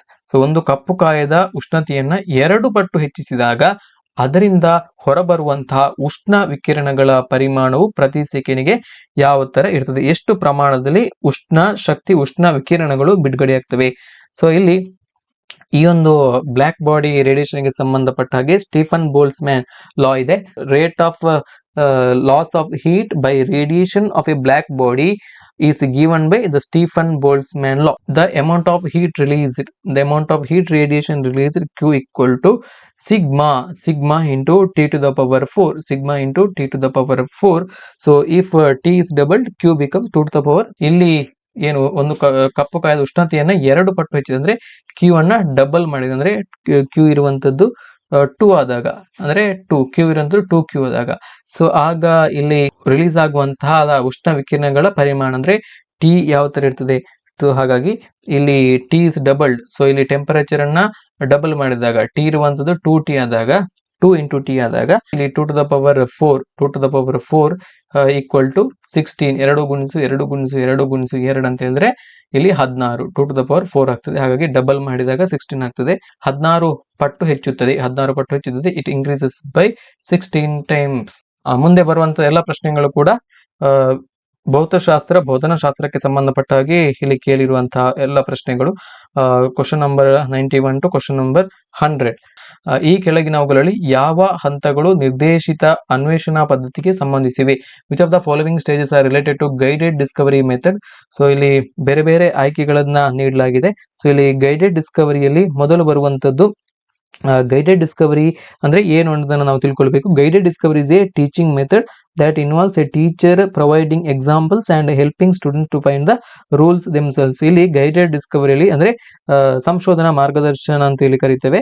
ಇಲ್ಲಿ ಟೀಚರ್ಸ್ ಏನಂದ್ರೆ ಶಿಕ್ಷಕರು ಅನಿಸಿಕೊಂಡವರು ಏನು ಮಾಡ್ತಾರೆ, ವಿದ್ಯಾರ್ಥಿಗಳಿಗೆ ಅಥವಾ ಸಂಶೋಧನಾರ್ಥಿಗಳಿಗೆ ಒಂದು ಸಹಾಯವನ್ನ ಮಾಡ್ತಾರೆ. ಸೊ ಸಹಾಯವನ್ನ ಮಾಡಿ ಅವರೇ ಒಂದು ಹೊಸತಾದಂತಹ ನಿಯಮವನ್ನ ರೂಪಿಸೋದಂತೆ ಹೊಸದಾದಂತಹ ಸಂಶೋಧನೆಯನ್ನ ಮಾಡುವಂತೆ ಅವರು ಪ್ರೇರೇಪಣೆಯನ್ನ ಮಾಡ್ತಾರೆ. ಸೊ ಇದು ಪ್ರಮುಖವಾಗಿ it has stages, entry behaviour, verbal direction and terminal performance. ಈ ತರ ಬೇರೆ ಬೇರೆ ಸ್ಟೇಜ್ಗಳನ್ನ ಹಂತಗಳನ್ನ ಒಳಗೊಂಡಿರ್ತದೆ. Some essential elements of guided discovery are collaboration, task setting, monitoring and consolidation. ಈ ತರ ಬೇರೆ ಬೇರೆ ವಿಧಗಳು ಕೂಡ ಇರ್ತವೆ. ಸಮ್ ಎಸೆನ್ಷಿಯಲ್ ಎಲಿಮೆಂಟ್ಸ್ ಅಗತ್ಯವಾಗಿರಬೇಕಾದಂತಹ ಒಂದು ಅಂಶಗಳು ಇದೆಲ್ಲ. ಸೊ ಹಾಗಾಗಿ ಇಲ್ಲಿ ಈ ಒಂದು ಪ್ರಶ್ನೆಗೆ ಸರಿಯಾದಂತಹ ಉತ್ತರ ಇಲ್ಲಿ ಪ್ರವೇಶ ವರ್ತನೆ, ಮೌಖಿಕ ಮಾರ್ಗದರ್ಶನ, ಅವಧಿಕ ಕಾರ್ಯನಿರ್ವಹಣೆ, entry behaviour, verbal direction, terminal performance. Option 3 ಸರಿಯಾದಂತಹ ಉತ್ತರ. ಮುಂದಿನ ಪ್ರಶ್ನೆ, ವಿಶ್ಲೇಷಣಾ ಪದ್ಧತಿಯಲ್ಲಿ ಬಳಸಿರುವಂತಹ ಬೋಧನಾ ಸೂತ್ರ ಯಾವುದು? ಸೊ ಇಲ್ಲಿ ವಿಶ್ಲೇಷಣಾ ಪದ್ಧತಿಯಲ್ಲಿ ಬಳಸಲಾಗಿರುವಂತಹ ಬೋಧನಾ ಸೂತ್ರ the maxims of teaching used in analytical method is unknown to known. So ಗೊತ್ತಿಲ್ಲದಿದ್ದರಿಂದ ಗೊತ್ತಿರುವ ಕಡೆಗೆ, ಅನ್ನೋನ್ ಟು ನೋನ್, ಗೊತ್ತಿಲ್ಲದರಿಂದ ಗೊತ್ತಿರುವ ಕಡೆಗೆ ಸಾಗುವಂತಹ ಪದ್ಧತಿಯನ್ನು ನಾವು ಅನಾಲಿಟಿಕ್ ಮೆಥಡ್ ಅಂತೇಳಿ ಕರಿತೇವೆ. ಹಾಗಾಗಿ ಆಪ್ಷನ್ 4 ಇದಕ್ಕೆ ಸರಿಯಾದಂತಹ ಉತ್ತರ. ಮುಂದಿನ ಪ್ರಶ್ನೆಯನ್ನು ಗಮನಿಸಿ. ಮನೋವಿಜ್ಞಾನದ ಯಾವ ನಿಯಮದ ಹಿನ್ನೆಲೆಯಲ್ಲಿ ಮನೆ ಕೆಲಸ ನೀಡಲಾಗುತ್ತದೆ? Which psychological law is involved in giving homework? So ಇಲ್ಲಿ ತರಗತಿಯಲ್ಲಿ ಕಲಿತದ್ದನ್ನ ಉಪಯೋಗಿಸುವಂತಹ ಒಂದು ಗುಣ, ಉಪಯೋಗಿಸುವಂತಹ ಕಲೆ ಮಕ್ಕಳಿಗೆ ಬರಬೇಕು ಅನ್ನುವಂಥ ದೃಷ್ಟಿಯಿಂದ ಮನೆಗೆಲಸವನ್ನ ಅಂದ್ರೆ ಹೋಮ್ವರ್ಕ್ ಅನ್ನು ನೀಡಲಾಗ್ತದೆ. ಹಾಗೆ ಇದು ಉಪಯೋಗಿಸುವಂತ ನಿಯಮ. ಅಂದ್ರೆ ಜ್ಞಾನದವನ್ನ ಉಪಯೋಗ ಮಾಡುವಂಥದ್ದು. ಸೊ ಹಾಗಾಗಿ ಇಲ್ಲಿ ಲಾ ಆಫ್ ಯೂಸ್ ಸರಿಯಾದಂತ ಉತ್ತರ, ಉಪಯೋಗದ ನಿಯಮ. ಮುಂದಿನ ಪ್ರಶ್ನೆ, ಇವುಗಳಲ್ಲಿ ಯಾವುದು ವೈಜ್ಞಾನಿಕ ಮನೋಭಾವದ ಲಕ್ಷಣವಲ್ಲ? ತೀಕ್ಷ್ಣ ವೀಕ್ಷಣೆ, ಕೀನ್ ಅಬ್ಸರ್ವೇಷನ್, ತೆರೆದ ಮನಸ್ಸು, ಓಪನ್ ಮೈಂಡೆಡ್ನೆಸ್, ವಿಮರ್ಶಾತ್ಮಕ ಚಿಂತನೆ, critical thinking. So next option. So ಇವೆಲ್ಲವೂ ಕೂಡ ಒಬ್ಬ ವೈಜ್ಞಾನಿಕವಾಗಿ ಆಲೋಚನೆ ಮಾಡುವಂತಹ ವ್ಯಕ್ತಿಯಲ್ಲಿ ಇರಲೇಬೇಕಾದಂತಹ ಪ್ರಮುಖವಾಗಿರುವಂತಹ ಗುಣಲಕ್ಷಣಗಳು. ತೀಕ್ಷ್ಣ ವೀಕ್ಷಣೆ, ತೆರೆದ ಮನಸ್ಸು ಅಂದ್ರೆ ಓಪನ್ ಮೈಂಡ್, ಯಾವುದೇ ವಿಚಾರ ಬಂದಾಗ ಅದನ್ನ ಸ್ವೀಕರಿಸುವಂತ ಓಪನ್ ಮೈಂಡ್ ಆತನಲ್ಲಿ ಇರಬೇಕು. ಸೊ ಹಾಗೇನೆ ಕ್ರಿಟಿಕಲ್ ಥಿಂಕಿಂಗ್ ಕೂಡ, ವಿಮರ್ಶೆಯನ್ನ ಮಾಡುವಂತಹ ಒಂದು ಎಬಿಲಿಟಿ ಕೂಡ ಇರಬೇಕು. ಆದ್ರೆ ಇಲ್ಲಿ ಮೂಢನಂಬಿಕೆಯಲ್ಲಿ ವಿಶ್ವಾಸ ಇಟ್ಟವ ಇಲ್ಲಿ ವೈಜ್ಞಾನಿಕವಾಗಿ ಚಿಂತಿಸಲು ಸಾಧ್ಯ ಇಲ್ಲ. ಹಾಗಾಗಿ ಇಲ್ಲಿ ಕೊಟ್ಟಿರುವಂತಹ ಆಯ್ಕೆಗಳಲ್ಲಿ ಮೂಢನಂಬಿಕೆಯಲ್ಲಿ ವಿಶ್ವಾಸ ಆಪ್ಷನ್ 4 ಈ ಒಂದು ಪ್ರಶ್ನೆಗೆ ಸರಿಯಾದಂತ ಉತ್ತರ. ಮುಂದಿನ ಪ್ರಶ್ನೆಯನ್ನು ಗಮನಿಸಿ. ಸಾಮಾನ್ಯೀಕರಿಸುವ ಹಂತ ತಲುಪಲು ಈ ಕೆಳಗಿನ ಯಾವ ವಿಧಾನ ಅತ್ಯಂತ ಸೂಕ್ತವಾಗಿದೆ? Which of the following method is most suitable to arrive at generalisation? So ಇಲ್ಲಿ ಅನುಗಮನ ಪದ್ಧತಿ ಏನಿದೆ, ಅನುಗಮನ ಪದ್ಧತಿ ಇಲ್ಲಿ ಸಾಮಾನ್ಯೀಕರಿಸುವಂತಹ ಹಂತವನ್ನು ತಲುಪುತ್ತದೆ. ಮೊದಲು ಉದಾಹರಣೆಯಿಂದ ಆರಂಭವಾಗಿ ಇಲ್ಲಿ ಸೂತ್ರದ ಕಡೆಗೆ ಸಾಗುವಂತಹ ಪದ್ಧತಿಯನ್ನು ನಾವು ಅನುಗಮನ ಪದ್ಧತಿ ಅಂತ ಕೂಡ ಕರಿತೇವೆ, ಅಥವಾ ಇಂಡಕ್ಟಿವ್ ಮೆಥಡ್ ಅಂತ ಕೂಡ ಕರಿತೇವೆ. ಸೊ ಇಲ್ಲಿ ಇಂಡಕ್ಟಿವ್ ಮೆಥಡ್ ಅನ್ನ ನೀವು ಈಸಿಯಾಗಿ ಯಾವ ತರ ನೆನಪಿನಲ್ಲಿ ಇಟ್ಕೊಳ್ಬಹುದು ಅಂತ ಹೇಳಿದ್ರೆ, example to rule. So it starts from example and ends with rule. So ಹಾಗಾಗಿ ಇದನ್ನ ಎಗ್ ರೂಲ್ ಮೆಥಡ್ ಅಂತ ಹೇಳಿ ಕರಿತೇವೆ. ಇದನ್ನ ಎಗ್ ರೂಲ್ ಮೆಥಡ್ ಅಂತ ಹೇಳಿ ಕರಿತೇವೆ. ಇಲ್ಲಿ ಇಂಡಕ್ಟಿವ್ ಮೆಥಡ್ ನಿರ್ದಿಷ್ಟದಿಂದ ಸಾಮಾನ್ಯಕರಣದ ಕಡೆಗೆ ಸಾಗ್ತದೆ, ನಿರ್ದಿಷ್ಟದಿಂದ ಸಾಮಾನ್ಯಕರಣದೆಡೆಗೆ ಸಾಗ್ತದೆ. ಸ್ಪೆಸಿಫಿಕ್ ಟು ಜನರಲ್, ಹಾಗೆಯೇ ನೋನ್ ಟು ಅನ್ನೋನ್ ಅಂದ್ರೆ ಗೊತ್ತಿರುವ ಇದರಿಂದ ಗೊತ್ತಿಲ್ಲದ ಕಡೆಗೆ ಸಾಗ್ತದೆ. ಹಾಗೆಯೇ ಸಿಂಪಲ್ ಟು ಕಾಂಪ್ಲೆಕ್ಸ್, ಸರಳತೆಯಿಂದ ಸಂಕೀರ್ಣದ ಕಡೆಗೆ, ಹಾಗೆಯೇ ಉದಾಹರಣೆಯಿಂದ ಸೂತ್ರದ ಕಡೆಗೆ, ಈಗಾಗಲೇ ಹೇಳಿದಾಗ ಎಕ್ಸಾಂಪಲ್ ಟು ರೂಲ್. ಹಾಗಾಗಿ ನೀವು ಇಂಡಕ್ಟಿವ್ ಮೆಥಡ್ ಅನ್ನ ಈಸಿಯಾಗಿ ನೆನಪಿನಲ್ಲಿಕೊಳ್ಳೋದು example to rule, eg rule method ಅಂತ ಹೇಳಿ. ಸೊ ಹಾಗೆ ಇಲ್ಲಿ ಡಿಡಕ್ಟಿವ್ ಮೆಥಡ್ ಏನಿದೆ, ಡಿಡಕ್ಟಿವ್ ಮೆಥಡ್ ಇಲ್ಲಿ ಇಲ್ಲಿ ರೂಲ್ ಟು ಎಕ್ಸಾಂಪಲ್ ಅಂದ್ರೆ ನಿಯಮದಿಂದ ಉದಾಹರಣೆಯ ಕಡೆಗೆ ಸಾಗುವಂತಹ ಪದ್ಧತಿ ಇಲ್ಲಿ ನಿಗಮನ ಪದ್ಧತಿ. ಹಾಗಾಗಿ ಈ ತರ ಇದನ್ನ ನೀವು ನೆನಪಿನಲ್ಲಿ ಇಟ್ಕೊಳ್ಳಿ. ಮುಂದಿನ ಪ್ರಶ್ನೆಯನ್ನ ಗಮನಿಸಿ. ಇವುಗಳಲ್ಲಿ ಯಾವುದು ಗ್ಲೇಸರ್ ರವರ ಮೂಲಭೂತ ಬೋಧನಾ ಮಾದರಿಯ ವಿಭಾಗವಲ್ಲ? Which of the following is not a part of Glaser's basic teaching model? So ಇಲ್ಲಿ ಗ್ಲೇಸರ್ಸ್ ಬೇಸಿಕ್ ಟೀಚಿಂಗ್ ಮಾಡೆಲ್ಸ್ಗಳು ಯಾವುವು ಅಂತ ಹೇಳಿದ್ರೆ, ಇಲ್ಲಿ ಇನ್ಸ್ಟ್ರಕ್ಷನಲ್ ಆಬ್ಜೆಕ್ಟಿವ್ಸ್ಗಳು, ಎಂಟರಿಂಗ್ ಬಿಹೇವಿಯರ್ಸ್ಗಳು, ಹಾಗೆಯೇ ಇನ್ಸ್ಟ್ರಕ್ಷನಲ್ ಪ್ರೊಸೀಜರ್ಸ್ಗಳು, ಇವೆಲ್ಲವೂ ಕೂಡ ಗ್ಲೇಸರ್ಸ್ ಬೇಸಿಕ್ ಟೀಚಿಂಗ್ ಮಾಡೆಲ್ಸ್ಗಳು. ಸೊ ಹಾಗಿದ್ರೆ ಇಲ್ಲಿ ಇರುವಂತಹ ಒಂದು ಆಯ್ಕೆ 4 ಕಂಟೆಂಟ್ ಟು ಬಿ ಲರ್ನ್, ಕಲಿಕೆಯ ವಿಷಯ ಗ್ಲೇಸರ್ ರವರ ಮೂಲಭೂತ ಬೋಧನಾ ಮಾದರಿಯ ಪರಿಕಲ್ಪನೆಯಲ್ಲಿ ಬರುವುದಿಲ್ಲ. ಹಾಗಾಗಿ ಇದಕ್ಕೆ ಸರಿಯಾದಂತ ಉತ್ತರ ಆಪ್ಷನ್ 4 ಕಲಿಕೆಯ ವಿಷಯ. ಮುಂದಿನ ಪ್ರಶ್ನೆಯನ್ನ ಗಮನಿಸಿ. ಇವುಗಳಲ್ಲಿ ಮನೋಜನ್ಯ ವಲಯದಲ್ಲಿನ ಉದ್ದೇಶದ ವರ್ಗ? Which of the following class of objectives comes under psychomotor domain? So ಇಲ್ಲಿ ಯಾವುದು ಬರ್ತದೆ ಅಂತ ಹೇಳಿದ್ರೆ, ಇಲ್ಲಿ ಸೈಕೋಮೋಟರ್ ವ್ಯಾಪ್ತಿಯಲ್ಲಿ ಬರುವಂತದ್ದು ಅನಾಲಿಸಿಸ್, ಎಪ್ರಿಸಿಯೇಷನ್ ಅಂಡ್ ಅಂಡರ್ಸ್ಟ್ಯಾಂಡಿಂಗ್, ವಿಶ್ಲೇಷಣೆ, ಪ್ರಶಂಸೆ, ತಿಳುವಳಿಕೆ. ವಿಶ್ಲೇಷಣೆ, ಪ್ರಶಂಸೆ ಮತ್ತು ತಿಳುವಳಿಕೆ. ಸೊ ಹಾಗೇನೆ ಇಲ್ಲಿ ಇಮಿಟೇಷನ್ ಇದರ ವ್ಯಾಪ್ತಿಯಲ್ಲಿ ಬರುವುದಿಲ್ಲ, ಮನೋಜನ್ಯ ವಲಯದಲ್ಲಿ ಬರುವುದಿಲ್ಲ. ಇಮಿಟೇಷನ್ ಬರುವುದು ಸೈಕೋಮೋಟರ್ ಡೊಮೈನ್ ಅಲ್ಲಿ ಬರುವುದಿಲ್ಲ. ಹಾಗಾಗಿ ಇಲ್ಲಿ ಇದಕ್ಕೆ ಸರಿಯಾದಂತಹ ಉತ್ತರ ಆಪ್ಷನ್ 3 ಇಮಿಟೇಷನ್ ಇದಕ್ಕೆ ಸರಿಯಾದಂತಹ ಉತ್ತರ. ಮುಂದಿನ ಪ್ರಶ್ನೆಯನ್ನು ಗಮನಿಸಿ. ಪ್ರಶ್ನೆ ಪತ್ರಿಕೆಯ ನೀಲನಕ್ಷೆ ಅಂದ್ರೆ ಬ್ಲೂ ಪ್ರಿಂಟ್ ನ ಇದರ ಪ್ರಮುಖ ಅಂಶಗಳು ಯಾವುವು? The important components of a question paper's blueprint are? So question paper ನ ರೆಡಿ ಮಾಡುವಂತ ಸಂದರ್ಭದಲ್ಲಿ ಯಾವೆಲ್ಲ ವಿಷಯಗಳನ್ನ ಪ್ರಮುಖ ಆಗಿರುವಂತಹ ಅಂಶಗಳನ್ನ ಮನದಲ್ಲಿ ಇಟ್ಕೊಂಡು ಪ್ರಮುಖವಾಗಿ ಇರಲೇಬೇಕಾದ ಅಂಶಗಳು ಯಾವುವು ಅಂತೇಳಿ. ಸೊ ಇದಕ್ಕೆ ಇಲ್ಲಿ ಸರಿಯಾದಂತಹ ಉತ್ತರ important component of a question paper is content, objectives, types of question. Option 2 ವಿಷಯ, ಉದ್ದೇಶಗಳು, ಪ್ರಶ್ನೆಗಳ ವಿಧ. ಉದ್ದೇಶ, ವಿಷಯ ಮತ್ತು ಪ್ರಶ್ನೆಗಳ ವಿಧ, content, objectives, type of question. Option 2 ಇದಕ್ಕೆ ಸರಿಯಾದಂತಹ ಉತ್ತರ. ಮುಂದಿನ ಪ್ರಶ್ನೆ. ಸಾಂಪ್ರದಾಯಿಕ ಮಾದರಿಯನ್ನು ಅಭ್ಯಾಸ ಮಾಡುವುದು ಈ ಕೆಳಗಿನ ಯಾವುದರ ಮೊದಲ ಹಂತ ಅಂತ ಹೇಳಿ ಕೇಳಿದರೆ, ಸೊ ಇಲ್ಲಿ ಸಾಂಪ್ರದಾಯಿಕ ಮಾದರಿ ಅಂದ್ರೆ steps of preparing improvised apparatus. Studying conventional model is the first step of the which of the following ಅಂತೇಳಿ. Studying conventional model is the first step of which of the following model. So ಇದು ಯಾವುದರ ಮೊದಲ ಹಂತ ಅಂತೇಳಿ. ಇದು ಯಾವುದರ ಮೊದಲ ಹಂತ ಅಂತ ಹೇಳಿದ್ರೆ ಪ್ರಿಪೇರಿಂಗ್ ಇಂಪ್ರೊವೈಸ್ಡ್ apparatus, ಸುಧಾರಿತ ಬೋಧನಾ ಉಪಕರಣಗಳ ತಯಾರಿಕೆ. ಸೊ ಇಲ್ಲಿ steps of preparing improvised apparatus ಇದರ ಹಂತಗಳು ನಾವು ಒಂದೊಂದಾಗಿ ನೋಡ್ತಾ ಹೋಗಿದ್ರೆ, ಸೊ ಇಲ್ಲಿ first step making a careful study of the conventional apparatus or experiment. So ಇದಕ್ಕೆ ಸಂಬಂಧಪಟ್ಟ ಯಾವುದೋ ಒಂದು ಸುಧಾರಿತ ಬೋಧನಾ ಉಪಕರಣಗಳನ್ನು ಸಲ್ಲಿಸುವುದಕ್ಕಿಂತ ಮೊದಲು ಅದರ ಬಗ್ಗೆ ಸಾಂಪ್ರದಾಯಿಕವಾಗಿ ನಾವು ಗೊತ್ತಿರುವಂತಹ ಒಂದು ಪರಿಕಲ್ಪನೆಗಳನ್ನ ತಿಳಿದಿರಬೇಕು.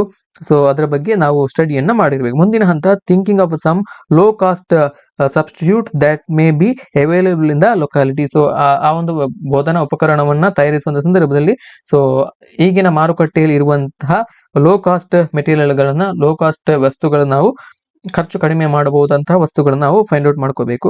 So next designing the improvised apparatus or experiment. Next ಅದನ್ನ ಡಿಸೈನ್ ಮಾಡುವಂಥದ್ದು, ವಿನ್ಯಾಸ ಮಾಡುವಂಥದ್ದು.